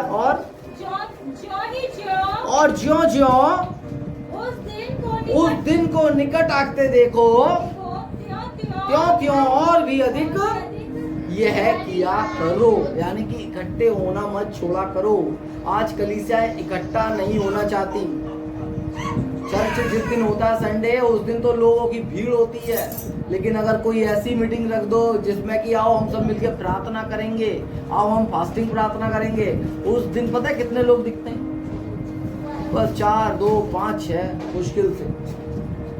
क्यों हो रहा है कलीसियाओं में?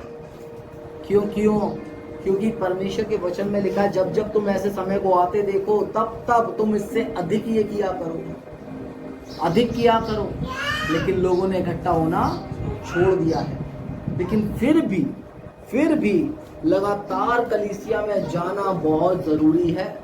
हालेलुया। कई बार परेशानियां आती हैं, कई बार मुश्किलें आती हैं, है ना। हमें अभी भी याद है जब हम आगरा में थे, तो मैंने मुश्किल से ही कभी चर्च छोड़ा होगा, मुश्किल से ही कभी, बाई चांस मैं बता रहा हूँ, बाई चांस ही मैंने चर्च छोड़ा होगा। चाहे बारिश आए, चाहे बूंदी आए, चाहे कुछ भी हो, तब भी चर्च जाना है तो जाना है। हालेलुया। एक बारी बहुत भयंकर बारिश पड़ी, सुबह से ही बारिश आ रही है, पूरा घर हमारे साइड का पूरा जगह था जो भरा हुआ था पानी से। तब भी हम भरी बारिश के अंदर विश्वासियों को ले लेके आ रहे गाड़ियों पे बैठा के, मैं चलो आओ चल चल, भरी बारिश के अंदर। आज भी मुझे याद है उस बात को। और ऐसे करते करते हमने खूब सारे लोगों को लेकर आए और सबने चर्च अटेंड किया। उसके बाद खूब जमकर बारिश में नहाए, हालेलुया, आनंद उठाया उस बात का। क्योंकि कलीसिया जाने में एक दिन हमें जो मिलता है उसमें हम अपने परमेश्वर के पास आते हैं, है ना, वो विश्राम करते हैं और हम उनसे पाते हैं बहुत सारी बातों को, हालेलुया। हम एक दूसरे से मिल पाते हैं, हम एक दूसरे की सुधि ले पाते हैं, हम एक दूसरे की वार्तालाप को जान पाते हैं, हम एक दूसरे से आशीषित होने पाते हैं, हालेलुया। और ये कलीसिया जाना कभी ना छोड़ना, हालेलुया।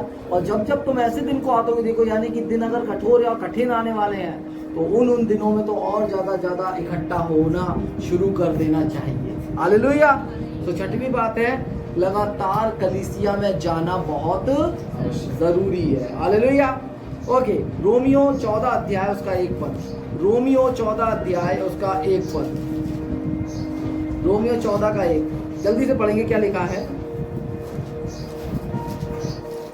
14 का 1 रोमियो, हाँ जल्दी से पढ़ेंगे। जो विश्वास में निर्बल है, आमीन, जो विश्वास में निर्बल है उसे अपनी संगति में ले लो, और परंतु उसकी शंकाओं पर विवाद करने के लिए नहीं। हाँ, हालेलुया। जो विश्वास में कमजोर हैं उन्हें तुम अपनी संगति में ले लो, लेकिन उसकी शंकाओं पे बात नहीं करना। अरे यार ये तो इतना सही जानता है, अरे इसको तो कुछ नहीं आता है, अरे यार ये तो उस वाली जाति का है, अरे यार ये तो वैसा है, अरे ये तो वैसा है, अरे तो ऐसा, और ये तो ऐसा है, वैसा है, नहीं कैसा है। लोग बाग जब किसी को संगति में लेते हैं, आजकल तो बड़े सोच समझ के लेते हैं, और आजकल तो ऐसा डर का माहौल है, आजकल ऐसा डर का माहौल बना रखा है, अरे भैया देख लेना कहीं वो कहीं किसी ऐसी चीज में इन्वॉल्व ना हो, है ना, कोई धार्मिक प्रवृत्ति में इन्वॉल्व ना हो, है ना, कुछ धार्मिक चीजों में इन्वॉल्व ना हो, कहीं हमें पकड़वा दे। तो मैं बताना चाहता हूँ, परमेश्वर के वचन में लिखा है यहाँ पर कि रोमियो 14 का 1 में, जो विश्वास में निर्बल है, अब निर्बल है तो उन्हें छोड़ तो नहीं सकते ना, जो निर्बल है आंटी उन्हें छोड़ नहीं सकते। अगर हमें वचन नहीं पढ़ना आता है तो खुदा जानता है सिखाना, और ये मेरी और आपकी जिम्मेदारी है, ये हमारी जिम्मेदारी है, जो हम मसीह को जानते हैं, जो मसीह की पहचान में बढ़ रहे हैं, ये हमारी जिम्मेदारी है कि हम उन निर्बल लोगों को लाएं अपनी संगति में, और उनकी कमजोरी पर बात ना करें, और खुदा की उनसे बात करें, और खुदा के वचन से रोजाना उन्हें उत्साहित करें, हालेलुया, हालेलुया।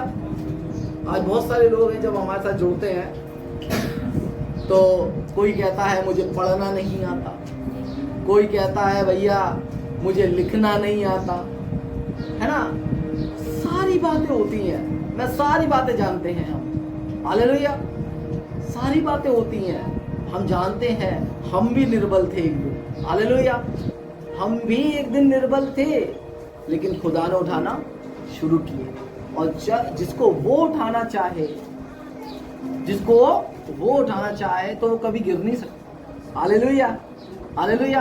मैं बताना चाहता हूँ आपको कि अगर आपको ऐसा लगता है कि आपके अंदर कुछ कमजोरी है, आप कमजोर हो किन्हीं बातों में, तो आप अपने आप को कमजोर देखना छोड़ दो, क्योंकि आप अपने आप को मसीह में देखो, हालेलुया।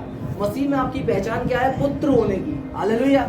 मसीह में आपकी पहचान क्या है? बेटा होने की, हालेलुया। और जो मसीह के अंदर है वही सब कुछ बेटे के अंदर भी होगा। अगर रूप आएगा तो ब्लड भी आएगा, हालेलुया। अगर रूप आएगा तो ब्लड भी है, आमीन। और अगर किसी के अंदर प्रभु यीशु का ब्लड है, यीशु का खून है, अगर उसने अपने आप को यीशु के खून से धोया है, तो वो फिर कहीं भी हार नहीं मान सकता।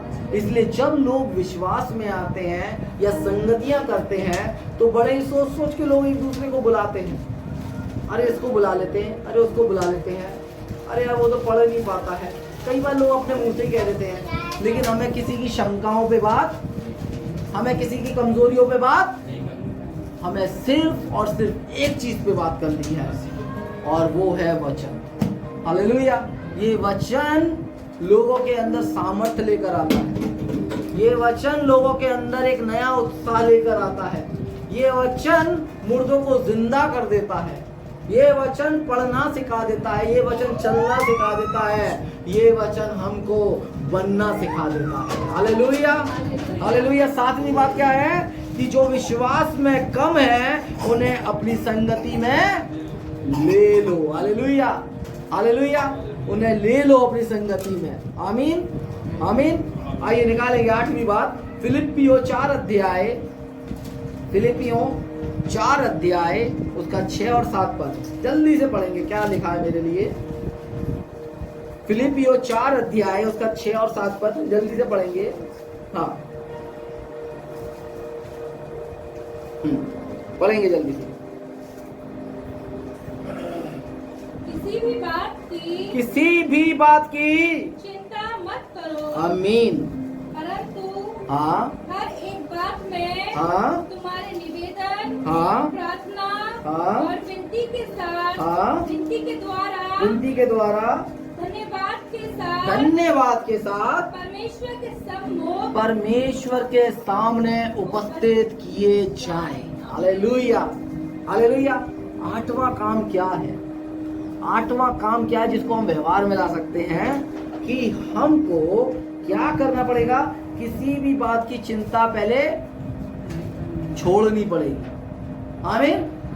किसी भी बात की चिंता पहले त्यागनी पड़ेगी, भगानी पड़ेगी, फेंकनी पड़ेगी। हालेलुया, यानी कि छोड़नी पड़ेगी। और फिर क्या लिखा है? परंतु हर एक बात में तुम्हारे निवेदन, जो तुम्हारी प्रार्थनाएं हैं, तुम्हारे निवेदन, तुम्हारी प्रार्थनाएं और तुम्हारी विनती के द्वारा धन्यवाद के साथ परमेश्वर के सामने उपस्थित किए जाए। चाहे तुम्हारी रिक्वेस्ट है, चाहे चाहे तुम्हारी प्रार्थना है, प्रेयर है ना, और चाहे तुम्हारी इंग्लिश में क्या बोलेंगे, हिंदी को मैं भूल रहा हूँ, है ना, और चाहे तुम्हारी विनती क्यों ना हो, सब चीजों को परमेश्वर के सामने थैंक यू बोलकर प्रस्तुत करना है। खुदा, ये मेरी निवेदन है, ये मेरी प्रार्थनाएं हैं, ये मेरी विनती है, इन सबको मैं खुदा तेरे सामने लेकर आता हूँ। मुझे इस चीज की कमी घटी है, मेरे पास ये नहीं है, परमेश्वर मुझे ये चाहिए। ये सारी चीजों को मैं तेरे सम्मुख लेकर आता हूँ और मैं तेरा धन्यवाद देता हूँ कि तू इन सब कामों को करने में सक्षम है। हालेलुया, तू इन सब बातों की पूर्ति करने में सक्षम है। आमीन। क्योंकि हमें किसी भी बात की चिंता नहीं करनी चाहिए। नवी बात क्या है? 5 पढ़ेंगे, इसी का 5 पढ़ेंगे। क्या लिखा है? हाँ, 5, 4 का 5।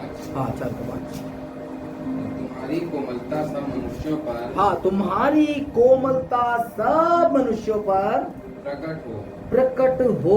हालेलुया। प्रभु निकट है, क्योंकि प्रभु निकट है ना।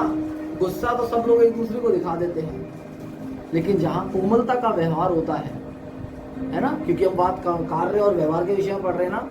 परमेश्वर का काम क्या है? हमें कोमलता दिखानी है, और जैसे यीशु हमारे निकट है ऐसे ही हमको सबके निकट होना है। ये व्यवहार है हमारा। हालेलुया। क्योंकि कोमलता हमारे फेस से नहीं, हमारे हाथों से नहीं, वरन हमारे व्यवहार से प्रकट होती है। Hallelujah, hallelujah. कई बार लोग जब रोड पे होते हैं या अस्ती बस्तियों में लोग होते हैं, तो वो लोग तू तड़ाक से बोलते हैं और अपने आप को ऐसा समझते हैं कि मैंने पता नहीं कितना अच्छा काम कर दिया। अगर वो किसी को बुलाते, कोई बेचारा परेशान व्यक्ति होगा या ऐसे ही कोई ना बोलने वाला व्यक्ति होगा, उसको बुलाएंगे, ओ इधर आ, और वो बेचारा डरते डराते आ जाएगा, तो उसमें वो बड़े खुश होते हैं, अरे देखो ये मेरा कैसे कहना मानता है, वो मेरा कैसे कहना मानता है। लेकिन ये नहीं सोचते कि अंदर ही अंदर क्या करता है, मेरे को क्या करता है? कोसता है, गाली देता है ना। अंदर ही अंदर मेरे लिए कितने गंदे श्राप उगलता है ना। इसलिए हमें हमेशा सबसे कोमलता का व्यवहार करना है, क्योंकि यीशु मसीह निकट है। हालेलुया। नवी बात क्या है? यीशु निकट है, इसलिए हमें क्या करना है? सबके साथ कोमलता का व्यवहार करना है, यानी कि उसके गुणों को प्रकट करना है। हालेलुया। यीशु मसीह जिसके भी पास आए, यीशु ने हर जगह पे हर किसी से कोमलता का व्यवहार क्या किया? प्रकट किया। कोमलता के व्यवहार के साथ वार्तालाप किया। लेकिन सब लोग सब लोग गुस्से में थे, है ना? गुस्से में थे, सब लोग गुस्से में थे। एक जगह पे जब एक स्त्री को पकड़ लिया जाता है, जो व्यभिचार में पकड़ी जाती है, तो वहां पर लोग उससे कहते हैं, व्यवस्था में तो ऐसा लिखा है कि ऐसे लोगों को पत्थरवा करके मार देना चाहिए। यीशु क्या करते हैं? झुक जाते हैं और लिखने लग जाते हैं। फिर खड़े होते हैं, क्योंकि वो यीशु से कहते हैं कि तू बता, तू इस विषय में क्या कहता है। फिर खड़े होते हैं, फिर झुक जाते हैं, फिर लिखने लग जाते हैं। फिर जब दोबारा खड़े होते हैं तो वहां पर कोई भी नहीं रहता। लेकिन उससे पहले यीशु एक बात को कहते हैं, जिसने भी तुम में से किसी ने भी अगर पाप नहीं किया तो वो पहला पत्थर इसे मार सकते हो। क्या यीशु ने ये वाली बात कही? अच्छा तो मैं बताऊं अभी यार, तुम अपने आप को देखते नहीं हो, हैं? तुम अपने आप को देखते नहीं हो और इसका न्याय करने आ गए, ऐसा बोला क्या यीशु ने? यीशु ने सिंपल सादा भाषाओं में बड़े कोमलता वाले व्यवहार के साथ उनसे क्या कहा? जिसने भी पाप नहीं किया है वो इसको मार दे। और क्या हुआ? एक एक करके सारे सब चले गए। तो यीशु ने उस स्त्री से पूछा, क्या किसी ने तुझे पे दंड की आज्ञा नहीं दी? तो उसने कहा कि नहीं। तो यीशु ने उससे क्या कहा? मैं भी तुझे क्षमा करता हूँ, नहीं देता तुझको दंड की आज्ञा। हालेलुया। आगे से पाप मत करना। हालेलुया। ये कोमलता का व्यवहार, ये कोमलता का व्यवहार है ना? और ये कोमलता के व्यवहार का गुण प्रकट करना मेरे को और आपको बहुत जरूरी है। हालेलुया। नवी बात कि हमने उसकी कोमलता के व्यवहार को प्रकट करना है। पहला थिस्सलुनीकी 5:18 क्या लिखा है? 10वीं बात, पहला थिस्सलुनीकी 5:18 जल्दी से पढ़ेंगे। पहला थिस्सलुनीकियों 5:18। Thank you Jesus. हर बात में धन्यवाद करो, हर बात में धन्यवाद करो, क्योंकि तुम्हारे लिए मसीह यीशु में परमेश्वर की यही इच्छा है, परमेश्वर की यही इच्छा है कि सब बातों में आप परमेश्वर का धन्यवाद करें। हालेलुया। हालेलुया। क्या इच्छा है? लिखा है कि हर बात में धन्यवाद करो, क्योंकि तुम्हारे लिए, मेरे लिए, बोलो मेरे लिए, मसीह यीशु में परमेश्वर की सिर्फ एक ही इच्छा है, परमेश्वर दे रहा है। हर बात में, है ना? नहीं जा पाए उसके लिए भी धन्यवाद, जा पाते उसके लिए भी धन्यवाद, और आगे जाएंगे उसके लिए भी आमीन। हर बात में धन्यवाद करो, क्योंकि प्रभु की इच्छा यही है। हर बात में परमेश्वर का क्या करें? धन्यवाद करते रहें। 10वीं बात है, हर बात में परमेश्वर का धन्यवाद करते रहें। 11वीं बात, मरकुस अध्याय 16, मरकुस अध्याय 16, मरकुस की पुस्तक अध्याय 16 उसका 15 पद क्या लिखा है?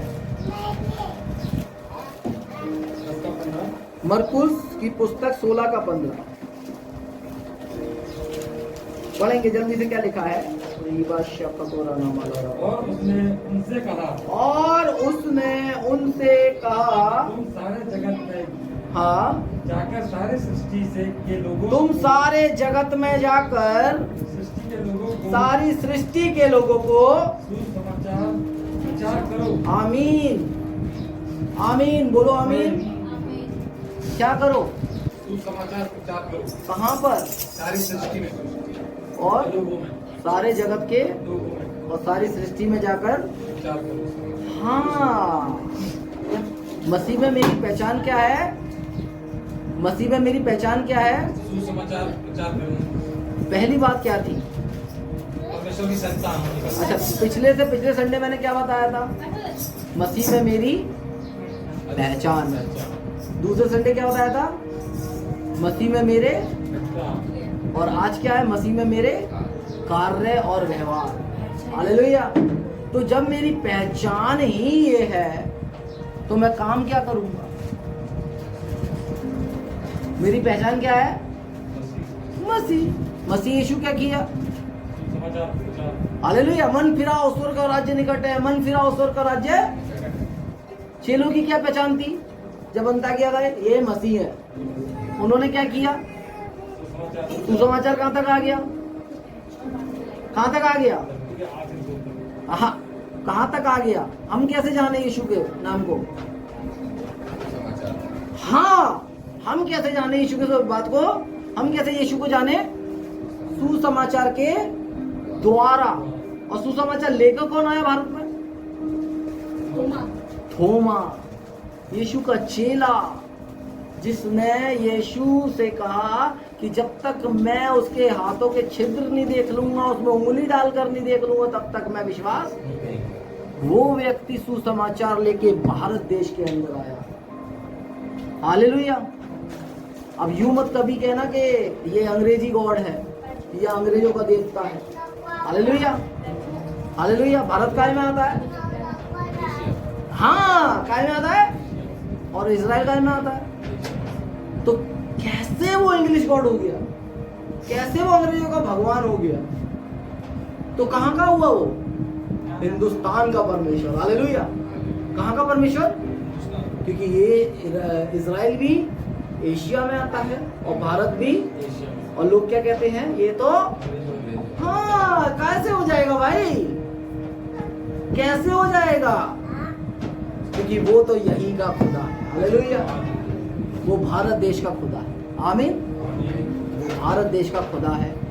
मैं बताना चाहता हूं आपको कि यीशु का सुसमाचार जिसको सौंपा गया है, उसने बड़ी ही ईमानदारी के साथ सुसमाचार को आगे तक लेकर गया।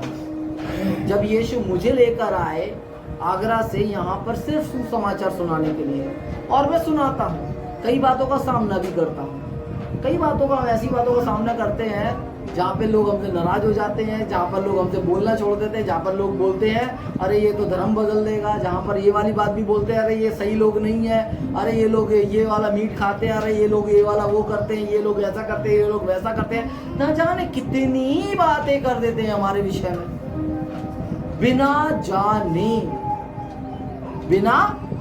लेकिन मेरी जिम्मेदारी क्या है? सुसमाचार सुनाना है। क्योंकि निर्बलों को क्या करना है? हमें बड़े ही सरलता के साथ यीशु के गुण को प्रकट करना है। यीशु को भी बहुत कुछ बोले लोग, लेकिन यीशु क्या करते गए? अपनी योजना के तहत वो कामों को करते गए जिन कामों को लिए करने के लिए वो आए थे। अब जब मुझको और आपको देशों से बुलाया गया है, अलग किया गया है, तो अलग क्यों किया गया है?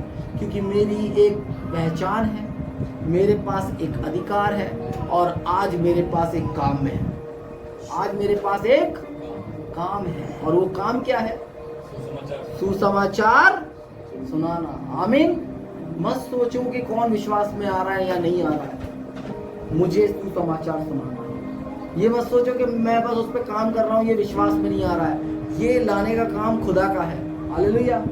मुझे सिर्फ वो काम करना है जो खुदा ने मुझे सौंपा है। मुझे सुसमाचार सुनाना है। सुसमाचार समझते हैं क्या होता है? शुभ संदेश, है ना? शुभ समाचार। शुभ समाचार जब इंडिया में आया तो इंडिया के लोगों के पास भी आ पाया। हालेलुया। और आज इंडिया के लोग न जाने कहां लेके सुसमाचार को जा रहे हैं। हालेलुया। बाहर से लोग यहाँ आ रहे हैं, यहाँ के लोग वहां जा रहे हैं। इसका मतलब ये है कि अभी सुसमाचार प्रचार होना बाकी है, अभी भी बाकी है। क्यों? क्योंकि जब वो शुभ संदेश आने वाला था तो वो किसकी कोख से आने वाला था? मरियम की। हालेलुया। किसकी कोख से आने वाला था? मरियम की कोख से आने वाला था। फिर से उस वचन को निकालेंगे, लूका की पुस्तक 1:45, है ना? लूका की पुस्तक 1:45, है ना? एक बारी फिर से निकालेंगे उसे। लूका की पुस्तक 1 अध्याय उसका 45 पद। हाँ, धन्य है वह जिसने विश्वास किया कि जो बातें यीशु मसीह परमेश्वर पवित्र आत्मा की ओर से हैं उससे कही गई हैं कि जो आमीन वे पूरी होंगी। यीशु जन्म लिए, पूरा हुआ। यीशु क्रूस पर चढ़े, यीशु ने कहा पूरा हुआ। हालेलुया। यीशु मसीह मरियम के कोख से जन्म लेने वाले थे, पूरा हुआ। यीशु क्रूस पर चढ़ाए गए, पूरा हुआ। यीशु ने चेलों को बनाया, पूरा हुआ। चेलों ने सेवकाई दी, पूरा हुआ। चेलों के द्वारा सुसमाचार फैलाया गया, पूरा हुआ। अब क्या बाकी है? मेरे और आपके द्वारा सुसमाचार फैलाना अभी बाकी है। हालेलुया। अगर मुझको आपको परमेश्वर ने चुना है तो वो सुसमाचार मेरे और आपके जीवन में भी प्रचार होना बहुत जरूरी है। हालेलुया। तो मैं बताना चाहता हूं आज आपको, जब मरियम ने उस कामों को अपने जीवन से महसूस किया, पहली बात तो वो क्या बनने वाली थी? माँ बनने वाली थी। हालेलुया। क्या बनने वाली थी? माँ बनने वाली थी। और आज क्या है? Mother's Day. हालेलुया। हालेलुया। मैं इसीलिए इस बात को बताना चाहता हूँ, मैं थोड़ा सा उसमें से खिलाना चाहता हूँ। उसके अंदर की जो खुशी थी, वो सबसे पहले अपने अंदर उन बातों को सोचने लग गई और उस बातों को ग्रहण करने लग गई और वो बोलने लग गई। क्या बोलने लग गई? 46 पद में लिखा है, तब मरियम ने कहा, मेरा प्राण प्रभु की बड़ाई करता है। पहली बात। दूसरी बात क्या कहा? मेरे आत्मा मेरे उद्धार करने वाले परमेश्वर से आनंदित है। हालेलुया। और तीसरी बात, क्योंकि उसने अपनी दासी की दीनता पर दृष्टि की है। इसलिए देखो अब से सब के लोग मुझे धन्य कहेंगे। आमीन। आप चाहते हैं आपको लोग धन्य कहें? आप चाहते हैं आपको लोग धन्य कहें, आशीषित कहें? कैसे कह पाएंगे? कब कहेंगे? जब मैं सुसमाचार कराएंगे। पहली बात। ओके, आप समझ पाएंगे मैं क्या कहने की कोशिश कर रहा हूँ। जब मरियम के लिए ये बात ठहराई गई, क्योंकि लिखा है 45 पद में, धन्य है वह जिसने विश्वास किया। आपने विश्वास किया है, आपने विश्वास किया है। और जब मरियम ने ये विश्वास कर लिया कि मेरी कोख से जो आने वाला है वो क्या है, उसका नाम क्या था? उद्धार करता। हालेलुया। उद्धार करता आने वाला था। तो उसने उस दिन से ही अपने आप को क्या बोलना शुरू कर दिया? अपने ऊपर भविष्यवाणी करना शुरू कर दी। अपने ऊपर भविष्यवाणी करना शुरू कर दी। क्या भविष्यवाणी करना शुरू कर दी? उसने अपने ऊपर क्या करना शुरू कर दी? 48 का लास्ट लाइन क्या लिखा है? इसलिए देखो, हाँ, इसलिए अब से देखो सब युग युग के लोग क्या कह रहे हैं? कह रहे हैं हालेलुया, कह रहे हैं, है ना। अगर यीशु का प्रचार होता है तो मरियम का नाम आता है। इसलिए युग युग के लोग, आमीन, युग युग के लोग उसको धन्य कहते हैं। हालेलुया। युग युग के लोग उसको धन्य कह रहे हैं। आमीन। और उसने जब अपने ऊपर इस भविष्यवाणी के वचन को ले लिया, मैं बीते दिनों में बता रहा था कि परमेश्वर का वचन क्या है? भविष्यवाणी का वचन है। अगर वचन को मैंने लिया है, और वचन को जब मरियम ने लिया तो उसने कह दिया, घोषणा कर दी कि युग युग के लोग मुझे धन्य कहेंगे, और कह रहे हैं। हालेलुया। ये भविष्यवाणी का वचन है। जब आप उस वचन को लेते हैं तो आप भी धन्य कहलाते हैं। हालेलुया। और मैं विश्वास करता हूं कि हमें भी युग युग के लोग धन्य कहेंगे। आमीन, आमीन। लिखा है, क्योंकि क्या लिखा है 50 पद में? और उसकी दया उन पर उससे डरते हैं। हाँ, उन पर जो उससे डरते हैं पीढ़ी से पीढ़ी तक बनी रहे। आमीन। यहाँ डरने वाला वो वाला डरना नहीं है। यहाँ पर हालेलुया, ये डरने वाला वो डरना नहीं है, ये है आदर करना, है ना। ये है आदर करना, ताकि वो पीढ़ी से पीढ़ी तक क्या बना रहे, है ना, बनी रहे, है ना, उसकी दया। आमीन। फिर क्या लिखा है 51 पद में? उसने अपने भुजबल, परमेश्वर ने अपना भुजबल दिखाया, और जो अपने आप को बड़ा समझते थे उन्हें तितर और बितर किया। उसने बलवानों को हाँ उनके सिंहासनों से गिरा दिया। उनको बलवानों को कहाँ से गिरा दिया? सिंहासनों से सिंहासनों से गिरा दिया। गिरा दिया। और क्या किया फिर? दीनों को ऊंचा किया। और दीनों को ऊंचा किया। आमीन आमीन आमीन। हालेलुया। उसने दीनों को ऊंचा किया और उसने भूखों को अच्छी वस्तुओं से तृप्त किया। उसने भूखों को अच्छी वस्तुओं से तृप्त किया और धनवानों को छूछे हाथ निकाल दिया। और धनवानों को छूछे यानी कि खाली हाथ भगा दिया। उसने अपने सेवक इस्राएल को संभाल लिया। उसने अपने सेवक इज़राइल को संभाल लिया कि अपनी उस दया को कि अपनी उस दया को स्मरण करे जो अब्राहम और उसके वंश पर सदा रहेगी। हालेलुया। हालेलुया। हम एक गीत गा रहे थे ना, किसका प्रभु? उसकी दया सदा की। ना ना ना ना ना, हम एक गीत गा रहे थे स्टार्टिंग में। किसका? कौन सा? किसका प्रभु? अब्राहम का प्रभु, इसहाक का प्रभु, याकूब का परमेश्वर मेरे साथ है सदा। और उसकी जो दया अब्राहम पर थी, उसकी जो दया इसहाक पर थी, उसकी जो दया याकूब पर थी, वो ही दया आप पर और मुझ पर है।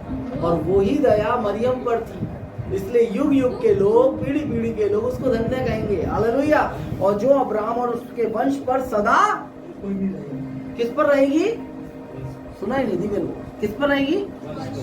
कौन है वंश? कौन है? कैसे है? क्योंकि विश्वास के मामले में वो हमारा पिता है। हालेलुया। वो हमारा विश्वास के मामले में, और जब हमने विश्वास किया है उस परमेश्वर पे, याकूब अब्राहम के परमेश्वर पे जब हमने विश्वास किया है, तो वो विश्वास के द्वारा हम उसकी संतान बन गए हैं। और लिखा है जैसे उसने हमारे बाप दादाओं से कहा था कि मैं अपनी दया हमेशा तुम पर बनाए रखूंगा। हालेलुया।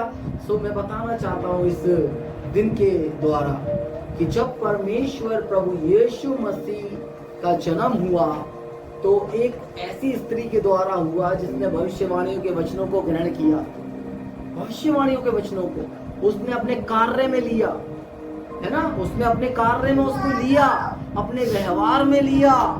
और जब उसने अपने कार्य और अपने व्यवहार में उन वचनों को, उस भविष्यवाणी के वचनों को लिया, तो वो भी रुकी नहीं। हालेलुया। वो भी रुकी नहीं, उसने भी सुसमाचार प्रचार किया। हालेलुया। जब पहला चमत्कार होने वाला था, तो उसने क्या कहा?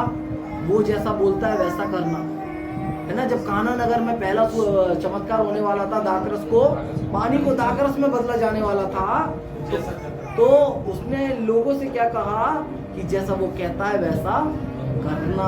हालेलुया। क्योंकि वो जान चुकी थी कि इसके द्वारा मैं भी क्या, हाँ, इसके द्वारा मैं भी युग युग तक धन्य कहलाऊंगी, आशीषित कहलाऊंगी। और यीशु के द्वारा, यीशु से जो भी जुड़ता है वो सब धन्यवादित हो जाते हैं, यानी कि आशीषित हो जाते हैं। आप और मैं आज यीशु से जुड़े हैं, उसकी पहचान से जुड़े हैं, उसके अधिकारों से जुड़े हैं, उसके कार्यों से जुड़े हैं। तो इस कार्यों को अपने व्यवहार में लाना है और 11 बातों को अपने जीवन में रख के हमेशा चलना है। हालेलुया। हालेलुया। आइए हम अपनी आंखें बंद करेंगे। Thank you Jesus. पिता, मैं आपके पास आते हैं, धन्यवाद के महान बलिदानों को आपको चढ़ाते हैं प्रभु। इस मदर डे के दिन पिता परमेश्वर आपका धन्यवाद देते हैं प्रभु। पिता परमेश्वर, माँ के समान आप हैं, माँ के समान आप हमसे प्यार करते हैं और आपने हमें छोड़ा नहीं है। हम विश्वास करते हैं कि प्रभु आपने हम पर अपनी कृपा दृष्टि रखी है मेरे खुदा, और विश्वास करते हैं कि जब हमें आपने अपने नाम के द्वारा अपने साथ जोड़ा है, तो प्रभु पिता परमेश्वर हम भी आशीषित हो गए हैं। हमने इन आशीषित वचनों को अपने जीवन में ले लेते हैं। हम इस वचन को, भविष्यवाणी के वचन को अपने जीवन में ले लेते हैं कि यीशु हमारा जुड़ाव, हमारा जोड़ आपके साथ हो चुका है। और प्रभु आप दाखलता है, हम डालियां हैं प्रभु, हम बहुत फल लाने जा रहे हैं। हम ये कलीसिया बहुत फल लाने जा रही है। हाँ, ये कलीसिया पवित्र आत्मा के द्वारा, विश्वासी लोगों के द्वारा बहुत फल लाने जा रही है। होप प्रेयर सेंटर और प्रभु पिता परमेश्वर झांसी की कलीसियाएं, और प्रभु उत्तर प्रदेश की कलीसियाएं, और भारत भर देश की कलीसियाएं, प्रभु दुनिया भर की कलीसियाएं, प्रभु पिता परमेश्वर बहुत सारा फल लाने जा रही है। ओ प्रभु हम तेरा धन्यवाद देते हैं प्रभु, जितने लोग प्रभु सुन रहे हैं मेरे खुदा, वो सब भी प्रभु पिता परमेश्वर फल लाने जा रहे हैं और तेरे कार्य को करने जा रहे हैं। तेरा धन्यवाद देते हैं यीशु, हर एक बातों के लिए, सब बातें प्रभु पिता परमेश्वर तुझको महिमा दे, यीशु के नाम से आमीन, आमीन, आमीन।